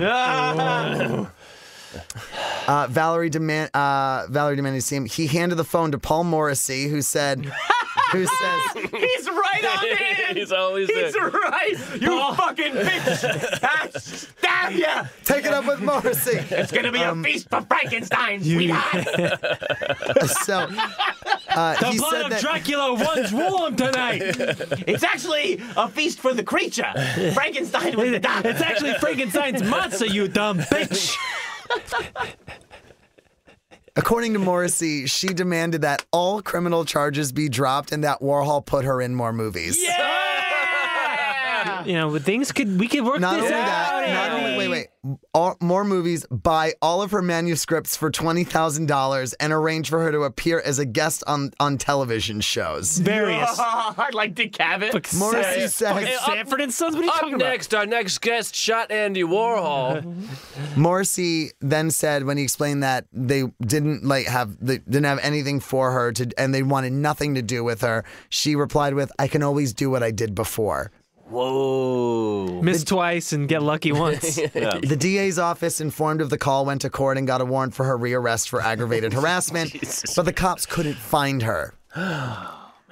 Oblivious of the warrant, Valerie came into court on January 10th, the date that had been set when she was let out on bail. This time her bail was revoked and she was remanded to the Women's House of Detention where she will stay being re-examined. On January 10th, her next court appearance, it will be decided whether she is to stand trial or be sent back to Mattawan. That's from the Scenes column, written by Howard Smith. So,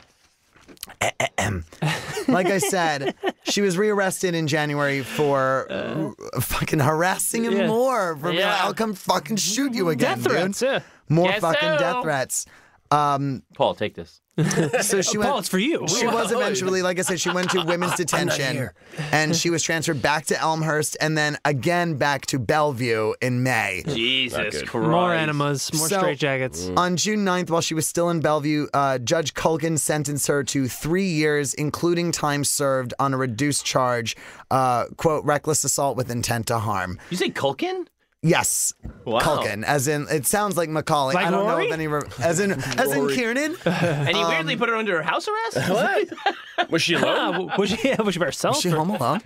All by herself. Joe Pesci showed up. It was nuts. He was a cop and then he wasn't. He was a cop with a gold tooth, and I knew there's something fishy here. The voice from the Wonder Years is there?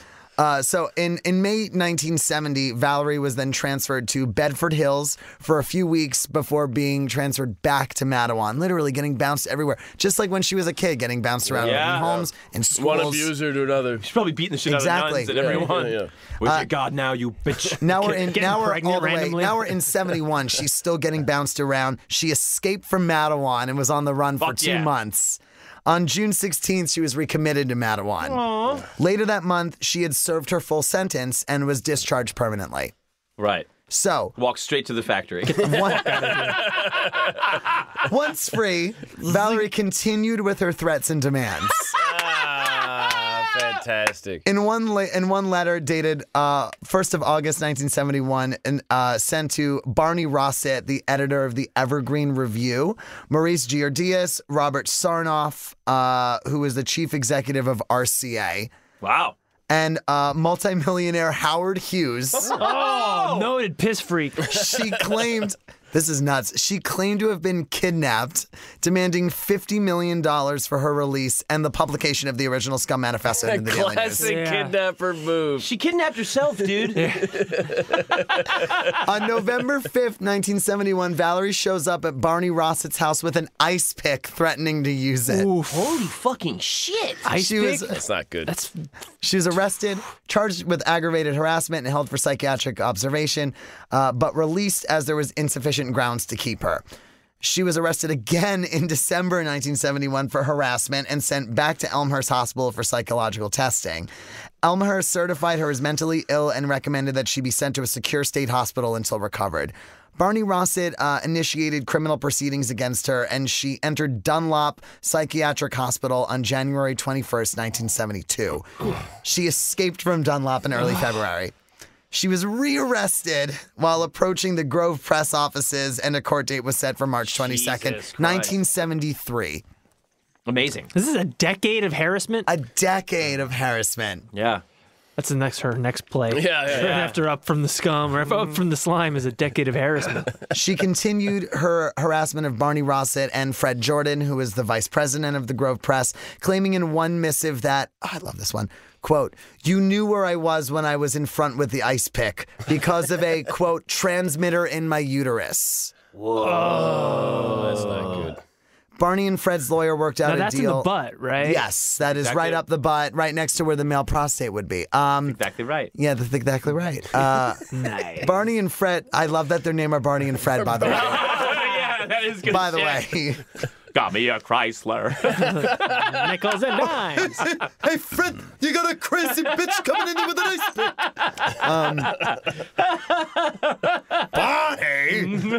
Barney, she's gonna shoot Andy again. Okay,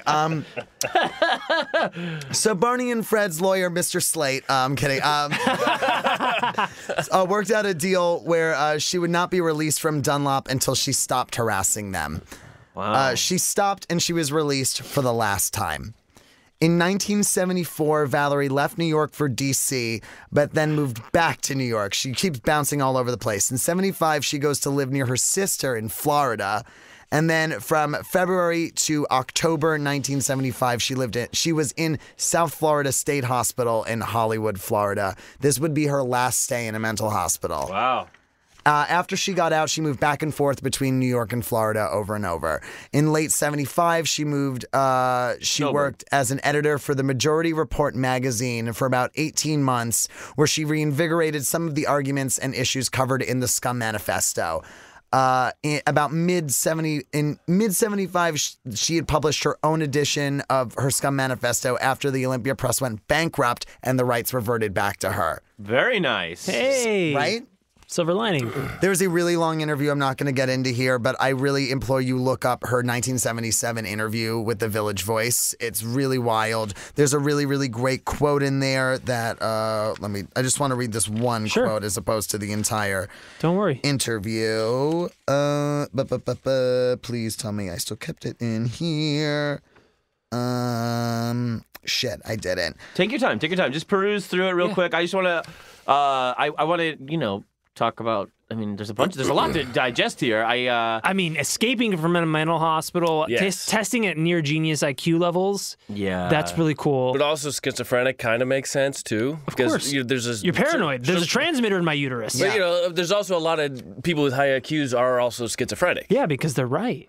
Yeah. They are listening to you. There is a transmitter in your cooter. Right. But also, couldn't you also see like somebody that's very smart being mistaken for schizophrenic? Because like, you're probably talking to yourself a lot. Yeah. You're the only person worth talking to that's as smart as yourself. Yeah. You know what I mean? But, it's kind of like you're like, And a lot of these treatments make you crazier. Yeah. Oh, yeah, they destroy your mind. I mean, I want to talk about Rocky Erickson in a Patreon. Yeah. And he was a victim of his own drug use, but then the fucking state hospital destroyed his brain. Yeah, even to the point of, the obvious, lobotomy and stuff. Like, the early psychiatry was like about avoiding the brain working. Yeah. Yeah. You know what I mean? Well, stop it. Stop it. It was.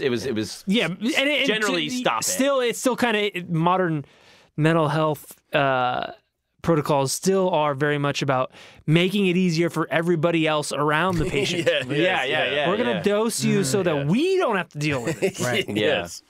So the quote that I was looking for is not in this interview, but I'll go through it really, really quick. Because in this, like, she basically is talking to what is it, the Daily News, the Village Voice, but like how she's been, what she's been up to, and she like mentions that, I've got a new book, I'm calling it Valerie Solanas, and I have $100 million advance for it. Wow. Oh, hey, wow. That's a lot of bread. So obviously book club. not true.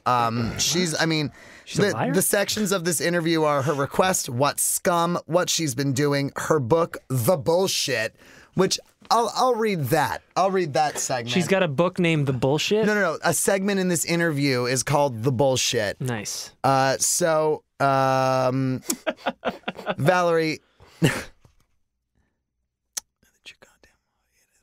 Yeah, I'm making sure that this isn't... Okay, yeah. No, you are the one who are all liquors. Bear the child. You are the ones. Yeah, so she's basically in this, she's like 99% of all the things that they said about me were bullshit. Like nothing anyone is saying is true. You got to listen to me. Not an actress. Just me. I'm not an actress, I'm a writer. But the quote I'm thinking, it's pretty much something along the lines of like, I have no regrets. Like the only regret I have was not doing target practice. Wow. Like she's like, absolutely. I'm proud that I shot him. I have no regret. I just wish I practiced. I was aiming for his liver. She's like, I wanted to kill him. She's like, the only thing is, my only regret is that I didn't kill the son of a bitch. Very Carl Panzram. Yeah. I wish you all had one neck and I had my hands on But it. also, technically, I look at it like, because Andy ended up dying like many years later in 1987 from liver failure, but I really probably do... something. I do, not only complications, but he was never the same person. Yes, He became an extremely paranoid person after that. Like, barely was seen in public anymore after the shooting. Yeah. So it's like, she effectively did kill him. Yeah. She killed him. He was never the same person. Damn. Was never able to, like, in his own be in a safe mental state in his brain ever again because of the fact that she was out running around calling and being like, I'll fucking kill you. Yeah. Like, I'll fucking I'll do what I did again and I won't fuck up this time. Sure, I'll find you, I'll kill you. It's a weird thing how sometimes, like, in a weird way, mental health problems can be contagious like that. Yes. Like, a person can affect you in such a way that their bullshit becomes your bullshit. Oh, yeah. And, even though it's not, like, biologically mediated, her affectations became his. It's the movie. Sure. It's the movie Face Off. Yeah. Or Event Horizon. Yeah.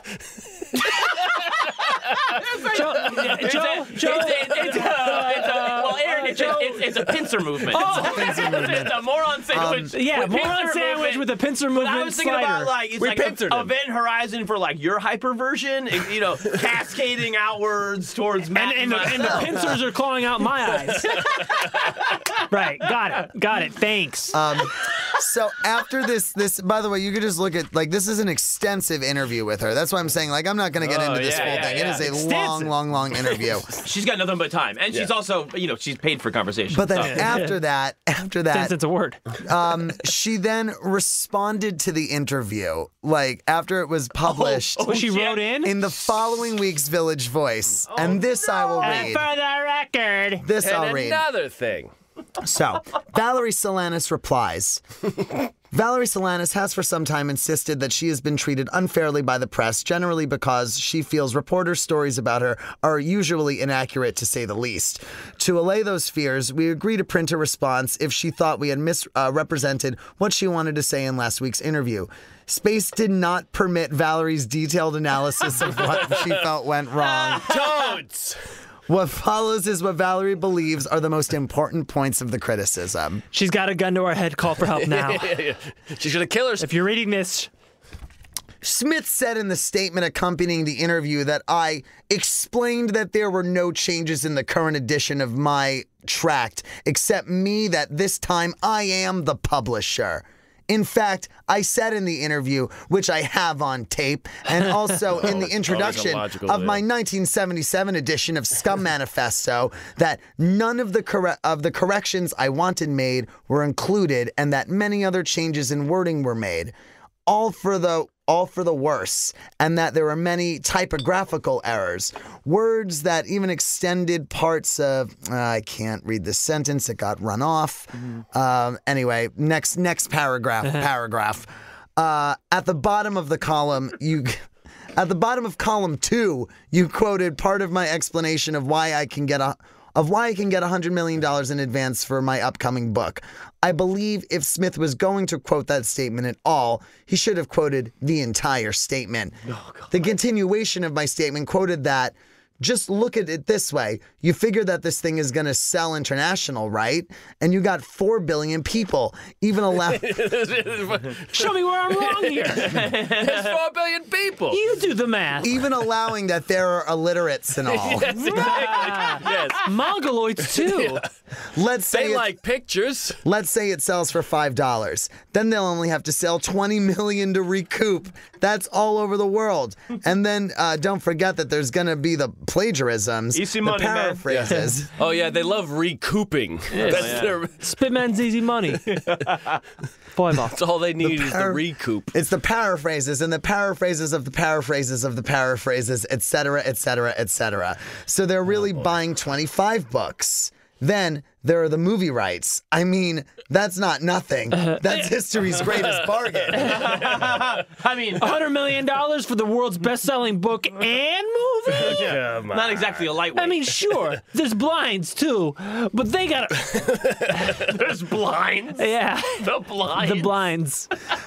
So Mongoloids, illiterates, the blinds. Not into Toads. insurance. Even allowing for the blind. I mean, come on. Toad. Toads love movies, too. Warhol's probably not going to see it, so what? So what? Fuck them. In the bullshit section of my statement, I conceded that I shot Warhol. The quote, I conceded that I shot Warhol, was printed as answer to the question, what kind of things were common lies that were said about you? This misrepresents the point I was making in conceding I shot him, and also gives the impression I consider this concession worthy of mention. No one ever doubted this concession. Here is the context of the remark. I was saying that Giardias and Morrissey's remarks were taken by the media as fact. There was no Giardias claims that. Whatever bullshit Giardias or Morrissey fed the media was treated as fact. I said these people are my adversaries and they were regarded as neutral, objective bystanders. Yeah, she's just, I mean, she has all this free time. She's going through and she's every a paranoid single... schizophrenic actress. Take that. Let me tell you. Actress. Paul Morrissey is no fan of mine. And like she said, she's like, I concede I shot him, but everything that people were saying about me is bullshit. That's not the point. That's not the point.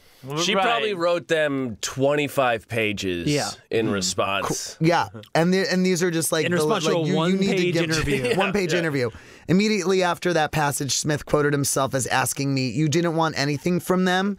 And then quoted me as answering, "This is so absurd. This is so fucking absurd." In fact, Smith said, you didn't want anything from them at that time. Smith's misquotation of himself makes my answer imply that I never wanted anything from them. And I know this to be fact because I have it all recorded on the transceiver inside my uterus. If you just listen to my uterus, Just you put will your hear. ear up to it. Yeah. In the same paragraph, I'm quoted as saying, quote, naturally, Morrissey is going to say something that makes himself look good. In fact, I said themselves, not himself. Himself gives the impressions I consider Morrissey spoke only for himself, and that was not a spokesperson for Warhol. It's like, Jesus, she's like, but you know what? But she's not. I bet she's not wrong about what she said in these interviews. She's not wrong. She's just got kind an of an IQ. asshole. I was gonna say she's got an IQ of 131. I bet she remembers what she fucking said. Yeah. Right. And she thought about that interview for a year before But burying yourself in the minutia is really outing you to everyone as a total psychopath. Yeah. When you Even if you're not wrong. Yeah. Let it go. when you do that, are there any good line like did you call anyone toads in there? Yeah, is there any racist stuff? Yeah. Or... Any tips? Any tips? Any tips? I'll just read the last bit of this. Because this is a little ridiculous. But Valerie had many other complaints when she vented with us last week. Oh, visited with us. Oh, I thought it said vented. God. She was there? She did both. But it said when she visited with us last week. Valerie had many other complaints when she visited with us last week. During one of the arguments, she accused us of being unfair and journalistically immoral because of the excerpts we chose to print out of You shot a guy, you dumb broad. out of hours of interviewing. Yeah. God, that must have they been. didn't take the choice cuts you You could wanted? have. Imagine being the intern, being This like, is it. you gotta type this. This up. is the quote I was talking about. So, Valerie, I go by an absolute moral standard. Scenes. You believe you go by an absolute moral standard. That's right. That doesn't mean it necessarily is, Valerie. You have often been unfair. I'm sure you're not a saint. Valerie, yes, I am. I don't rip people off. Compared to you, I absolutely am. Most certainly. Oh, yes, and you can put that in print. Valerie, do you want to get into a discussion now about shooting people? Yo, bitch! And this is the quote. This is the quote I was talking about. I consider that a moral act. I consider it immoral that I missed. I should have done target practice. That is great. It's really good stuff. You know, God, you know that's what my good. sin is? I missed. I didn't do Not enough. murdering him. Right? And he's in his apartment reading? Yeah. Shitting out his stomach. She's just down the block, huh? Shitting in a colostomy bag. And now she's moved on to ice picks. Yeah, she's moving on. She's got an ice pick ready to go. Next thing you know, she'll move down to a sharpened stick. We're gonna downgrade to crude tools. Toothbrush. A toothbrush shiv. But she worked her way up from paper insults to guns, and then she's working her way back down. Yeah. She had her peak. Now she's got to have the declining action. The dull plank. So the edition of the SCUM Manifesto that Valerie brought out was printed by the Majority Report. Their distributor, Joanne Steele, helped to distribute the manifesto, which was also advertised in the magazine. Despite their best efforts, the book did not sell. You don't. What Valerie- about the 4 billion people or whatever? Well, a lot of Valerie- them are blind.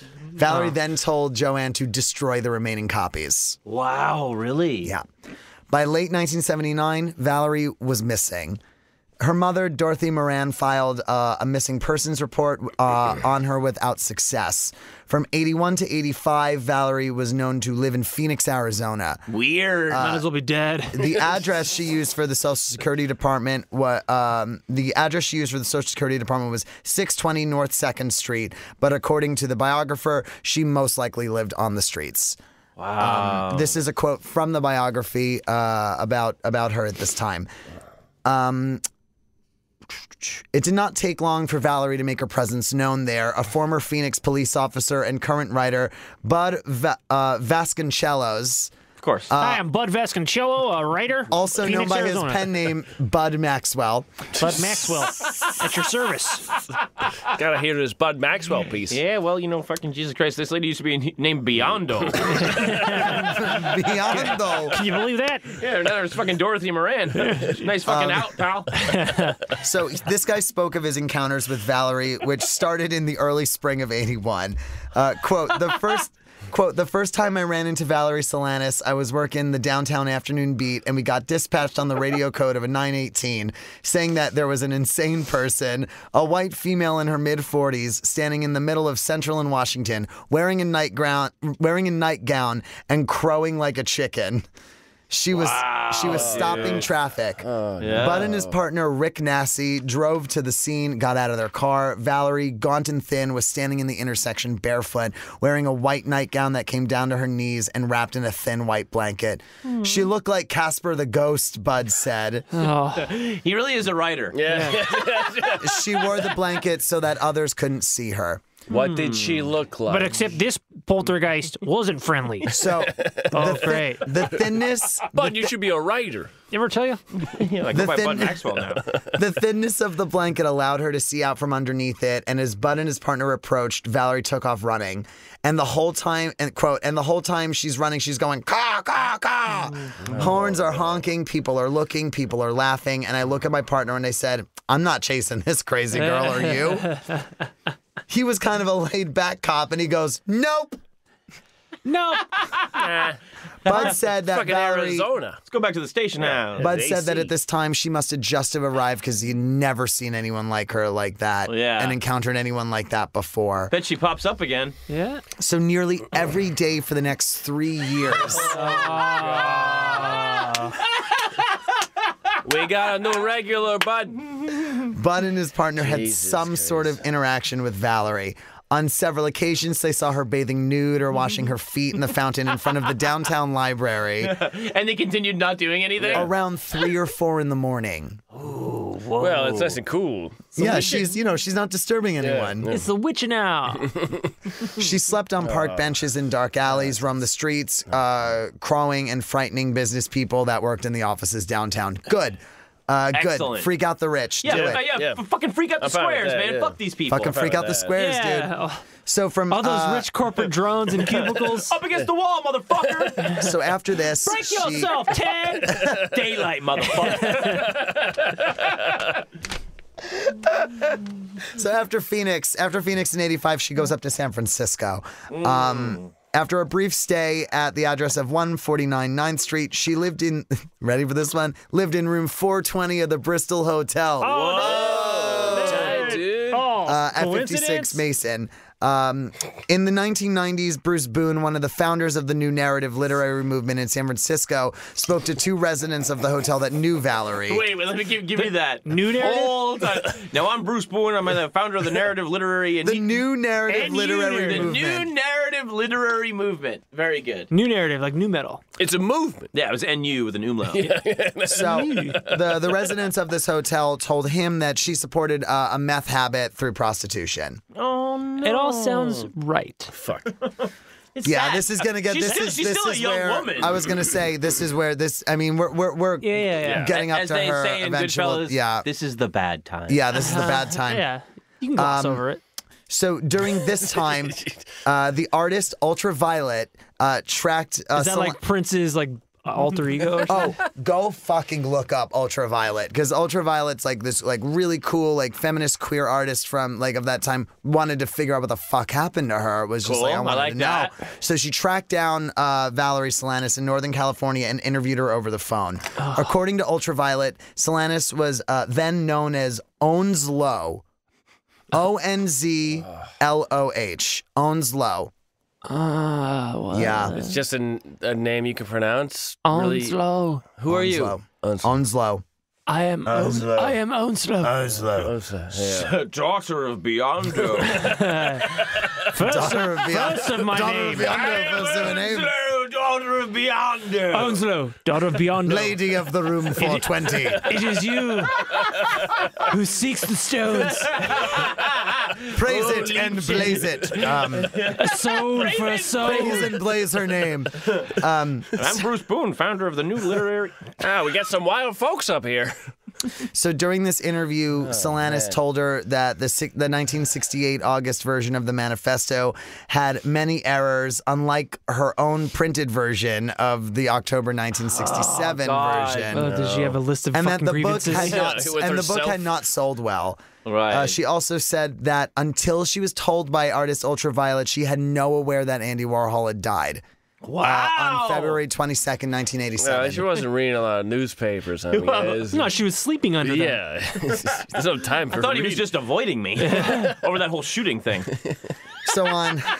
I mean, move on. Here's move the bummer. on. Here's the bummer. Well, so on April 28th, 1988, Valerie's body was found in the room at the Bristol, taken from her biography. This is what it's saying. By April 25th, 1988, no one had seen Valerie for a week, and the rent was overdue. The supervisor at the Bristol Hotel, Lev Kraisman. What? Lev Kraisman. Krayzman. Yeah. Kraisman. Hi, I'm your cool landlord, Lev Kraisman. Yeah, every room is 420. Here at the Bristol. We have 2 rooms, 420 and 69. And you're a crazy person checking in. Yeah. And you can never leave. did you say your name was again? Lev Kraisman. Kraisman. All the rooms are 237. What's that short for? Levi? Maybe? Leviathan. Hungarian. Lev Kraisman. Lev Kraisman.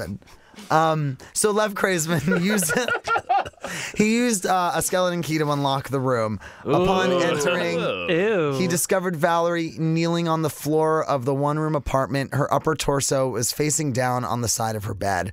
The body was covered with maggots. Yeah.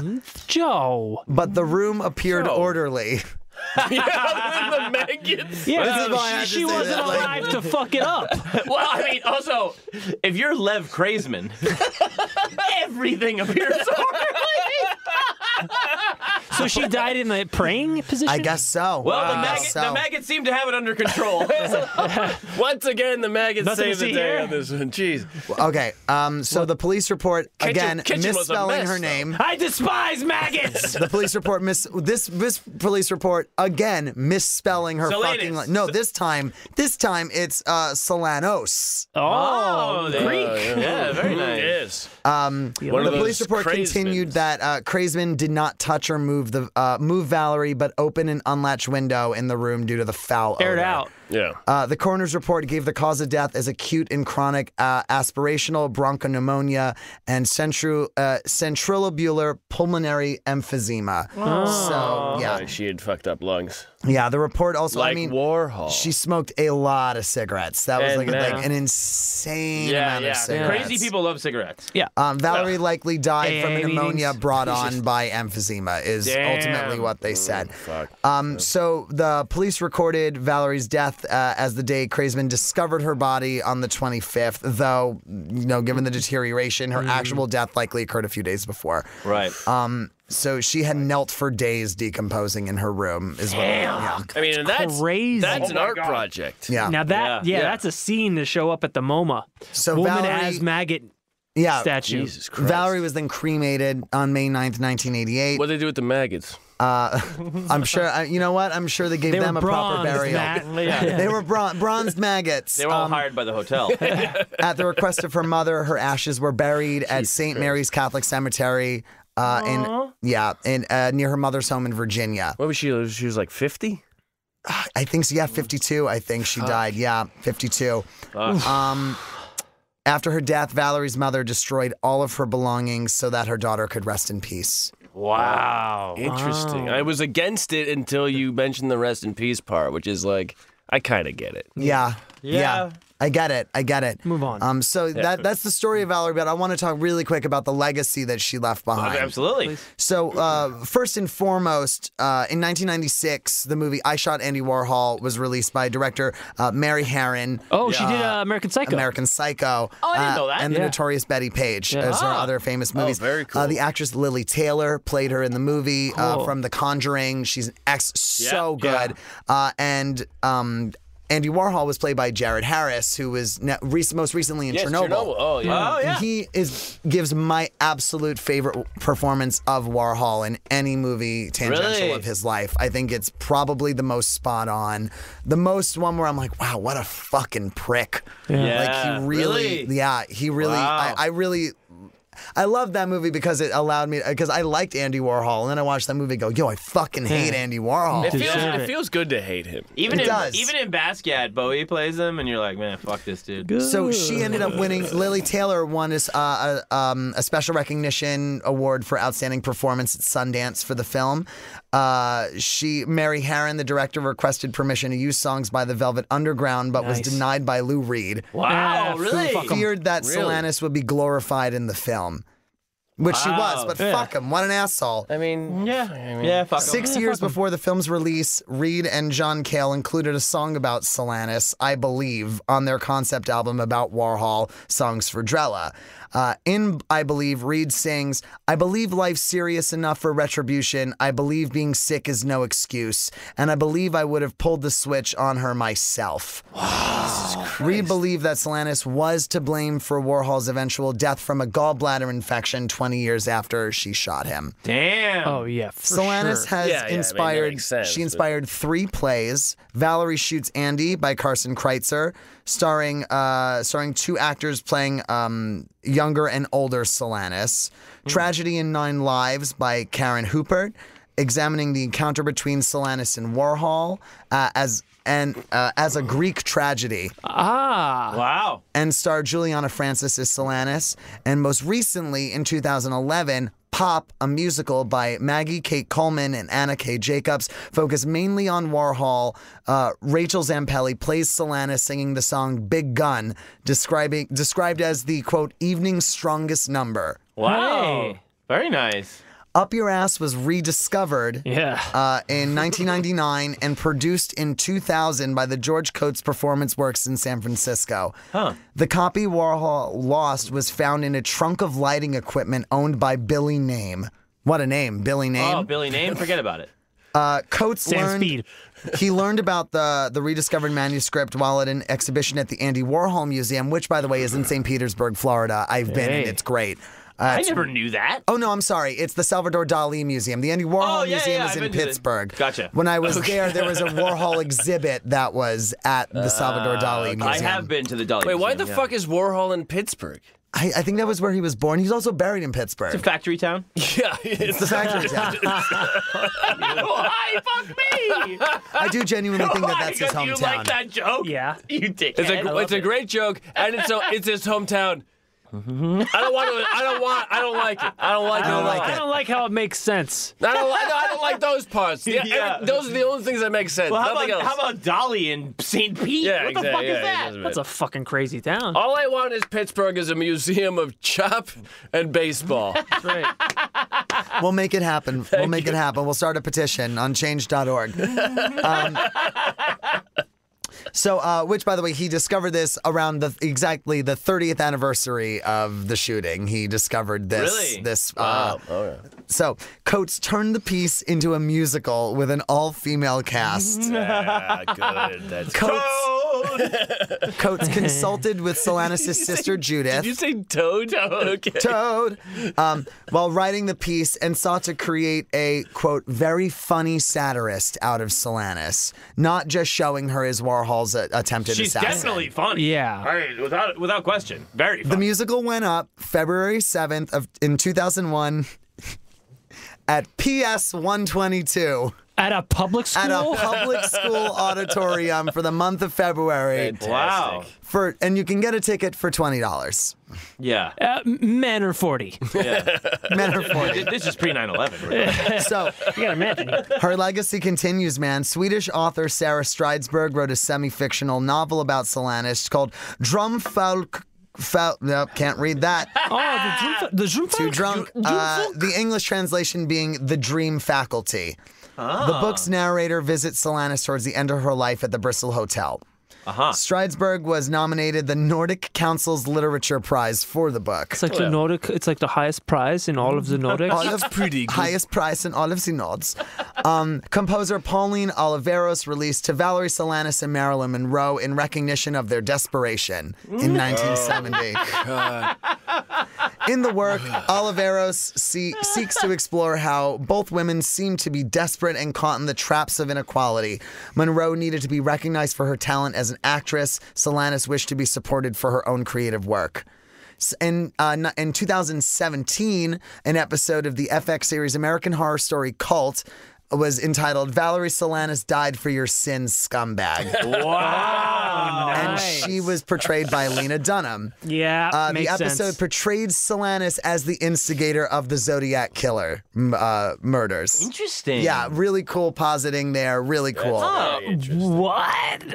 And one That's other crazy. thing. Yeah. I like it. I do. Well, you're a Libra.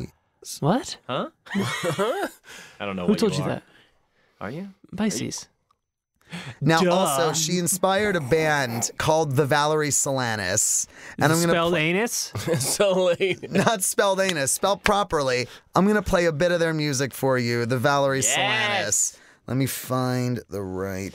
Valerie Solanas died for your sins, you fucking scumbag! Yeah. That's a good line.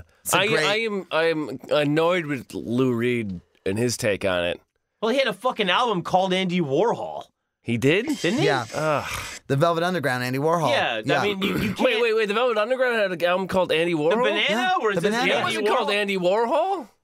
I think the album isn't is. it No, literally? he did the cover. But the album isn't called Andy No, Warhol? no. I always Oh, then thought that it might was- just be his artist signature in the corner of the album. I mean, Yeah. the That might have Dandy just been Warhols. self-titled Yeah. The Velvet Underground, actually. Because it was the Velvet Underground and Nico. Yeah, but Right. This is a get song. your name off there, Andy. This is a song. This is a live performance of the Valerie Solanas, and the song is called Nightshade.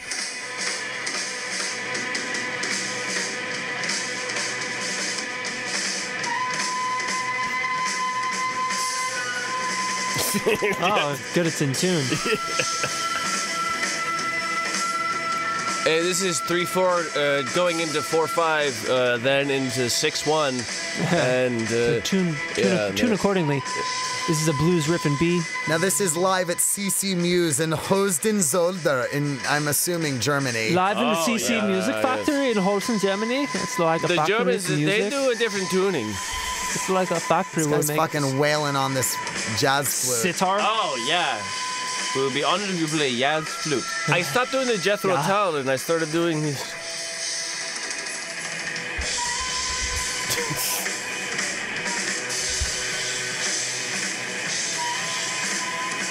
Well, This is also known as toad mode. Well, I'm going to skip a little bit further ahead into the song because this changes.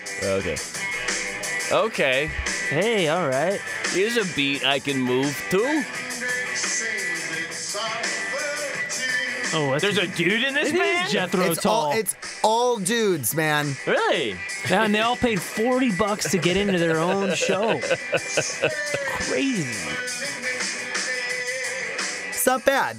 Yeah. It's not Yeah, bad. it's all right. I just thought, I thought that song was appropriate because of just how fucking nutso that flute is in the beginning. pretty wild. And then it just takes that turn like a minute and a half, and you're like, oh wait, this just sounds like the fucking Greta Van Fleet or some shit. Like, The flute has no business in most music. No offense to all the flutists come on, out there. Flautists. Please. No, Flautist. not to me. Not to me. nah, they're me- flutists to me. the Flautist real sounds me. gay. Flautist sounds like a gay thing. Always flouting the talent. Don't conflate me with anti-gay. I'll conflout you though. Yo, Toad. You don't. You probably taught her. You probably taught her how. You probably told her how. You probably stopped the toads from turning gay, you motherfucker. You homophobic motherfucker. All right, this is the last. We're in the home stretch, boys. We're in the home stretch. He's a todophobe. Yeah, I'm at the end. I'm at the end. Okay. Bring it back to the lily sorry. pad. I told you this was going to be a long one. No. This is great. So, her role, Solanas' role as a cult figure was solidified with the publication of the SCUM Manifesto and her shooting of Andy Warhol. People have explained that after her arrest, she aligned herself with this historical avant-garde rejection of traditional structure of the bourgeois theater. Fucking A, she did. I mean, she became a punk. And that her anti-patriarchal militant hostility pushed that avant-garde in radically new directions. I mean, the Clash sung about, doing shit, and she actually fucking did it. Right. Yeah. For better or She worse. did shoot a She guy. tried to kill Andy Warhol. Yeah, some people actually have said that assassination attempt in itself was a piece of theater. It was a piece of performance. I definitely think that's maybe true. in her mind, probably. I think it even was in Andy's mind. It's like at the shooting, she left on the table, like I said, she left the paper bag containing the gun, her address book, and a sanitary napkin. Yeah. So Right. it's like used? it's like something to say. Like she had Here are my props. everything was here This are is my for the props. Smithsonian. You're Yes. welcome.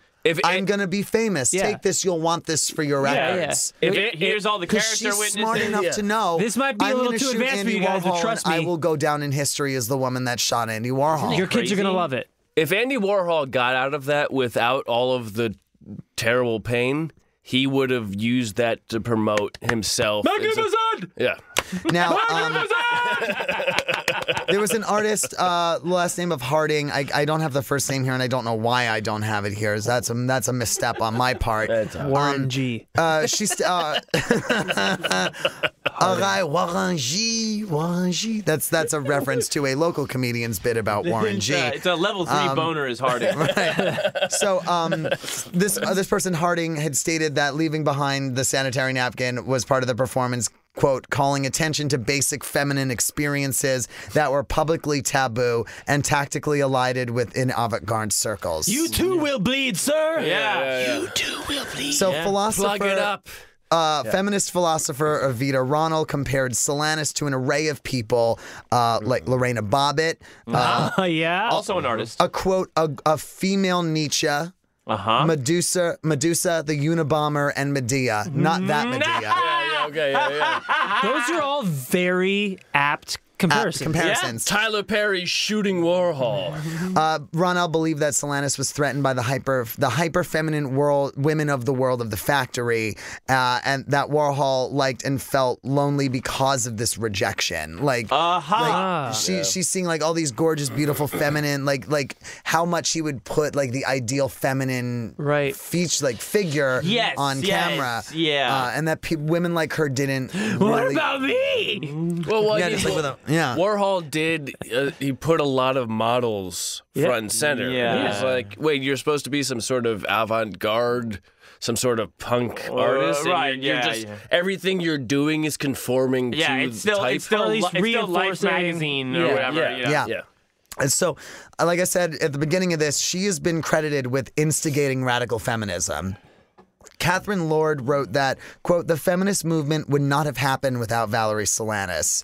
Lord believed that the reissuing of the SCUM Manifesto and the disowning of Solanas by, quote, women's liberation politicos triggered a wave of radical feminist publications. According to Vivian Gornick, many of the women's liberation activists who initially distanced themselves from Solanas had changed their minds within a year. Really? Yeah. So they were developing the first true wave of radical feminism. Yeah. And at the same time, perceptions of Warhol were transformed from largely non-political into political martyrdom because of the motive for the shooting was in fact political. So he became like a fucking martyr for anti-feminism these fucking crazy see broads. what happens when you let them get guns? Yes. Yeah, all these steelworkers in Pittsburgh were like, actually, I kind of like Warhol. He's standing up. I really like his work. I think it's real avant-garde. Give me some water. Yeah, okay. I don't know. That's all I know. Water. So this is the very, very, very last paragraph. Here we go. Brianne Foz, who wrote the biography, describes Solanas as a contradiction that alienates herself from the feminist movement. Foz argues that Solanas never wanted to be in movement, but nevertheless fractured the feminist movement by provoking now members to disagree with her about her case. Many contradictions are seen within her lifestyle as a lesbian who sexually serviced men, her claim to be asexual, a rejection of queer culture, and a non-interest in working with others despite a dependency on others. Also is brought into question the contradictory stories of Solanas' life. She's described as a victim, a rebel, and a desperate loner, yet Solanas' cousin said that she worked as a waitress in her late 20s and 30s, not primarily as a prostitute. And friend Jeffrey Laguerre said that she had a, quote, groovy childhood. Solanas, I don't trust that Jeffrey Solanas guy. also kept in touch with her father throughout her life. Yeah, I was wondering about that. Despite the claims that he sexually abused her. So she believed that she embraced these contradictions as a key part of her identity. Right. And that is the story. It's being an individual, right? And that's the story of Valerie Solanas. Boys. That was great, Joe. Thank you, Joe. Wonderful, Joe. That was really good. That was great. Thank you. Crazy. I really loved that. That got nuts, that got rambly, that maybe... true eccentric. No, I mean, it's, but yeah, there's a thing there where it's like, people want to remake your image because they want it to mean something to you in your time and your circumstances.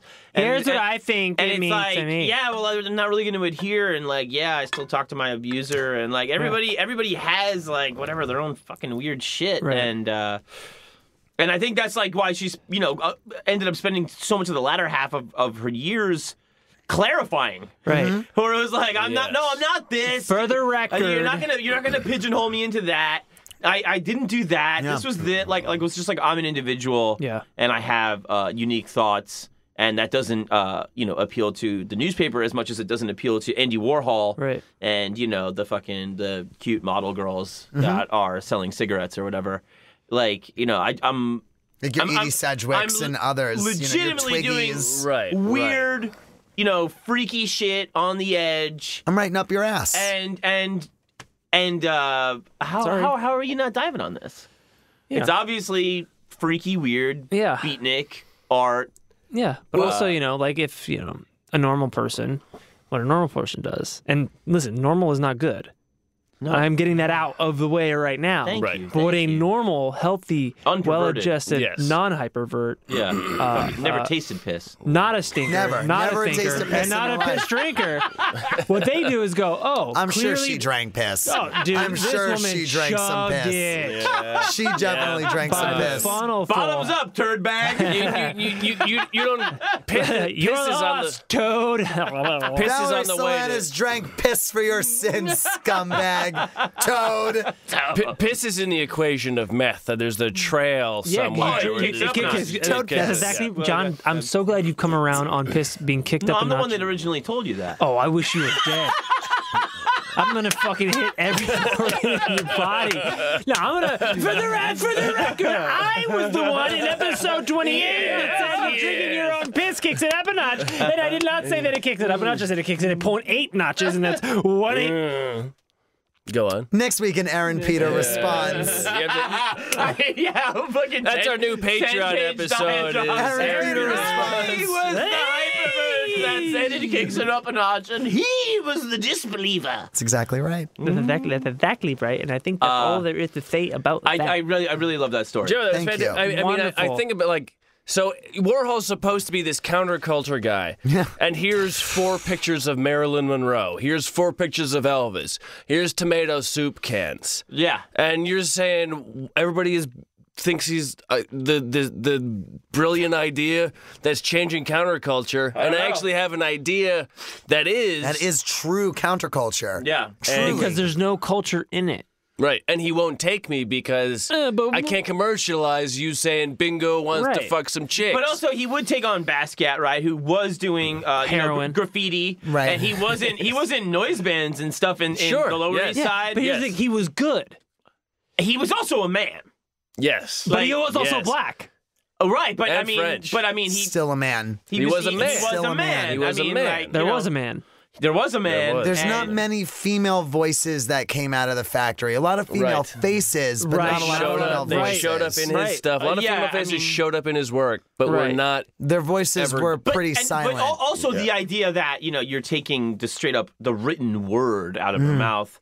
Not crediting it. And that is the issue, is that he did take what she said and repurpose it for his own. The issue. Yeah. Or Down syndrome. Please. Well, the Chinaman did have a soul anus. But Oh my God. I don't know what. What? The soul stone? Is that a soul for a soul? Soul anus. One for one? But Oh, lip shit. But so that's the thing. So that means your art is worth it. Exactly. It's worthy of being But stolen. when it comes through him. But Right. but you know, so you know your shit is good enough. Right. Yeah. But you're not getting 'Cause any credit. You're not he getting used it. anything. And then you show up with makeup on and he throws you a compliment. And he you're goes, like, "Oh, you "Hey, look really pretty today." I'm sure, I mean, it sucks.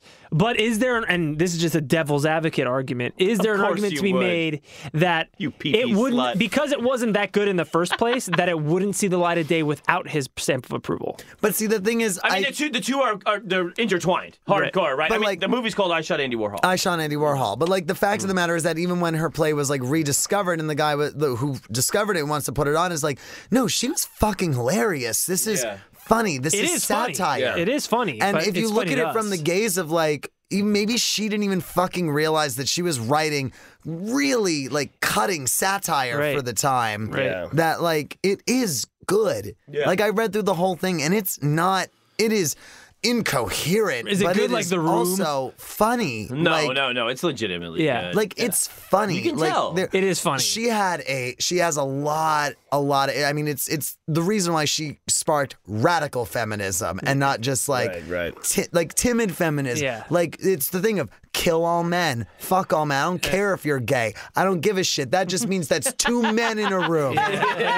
Exactly. Fuck them. She's truly like Good, like, one really more bullet, one less discounted bullet. queer culture. She fucking hated gay men. She hated it because She she couldn't think of despised them, anything more actually. disgusting than two men together because it's men. The power of two men. Imagine one man. She hates Now it. Two men. Hates it. Yeah. Hates it. That's but really fascinating. These but guys are what's fucking crazy is the gay men that followed her, Yeah. that really worshipped the ground she walked on. Yeah. wow, man, that's fucking wild. Yeah.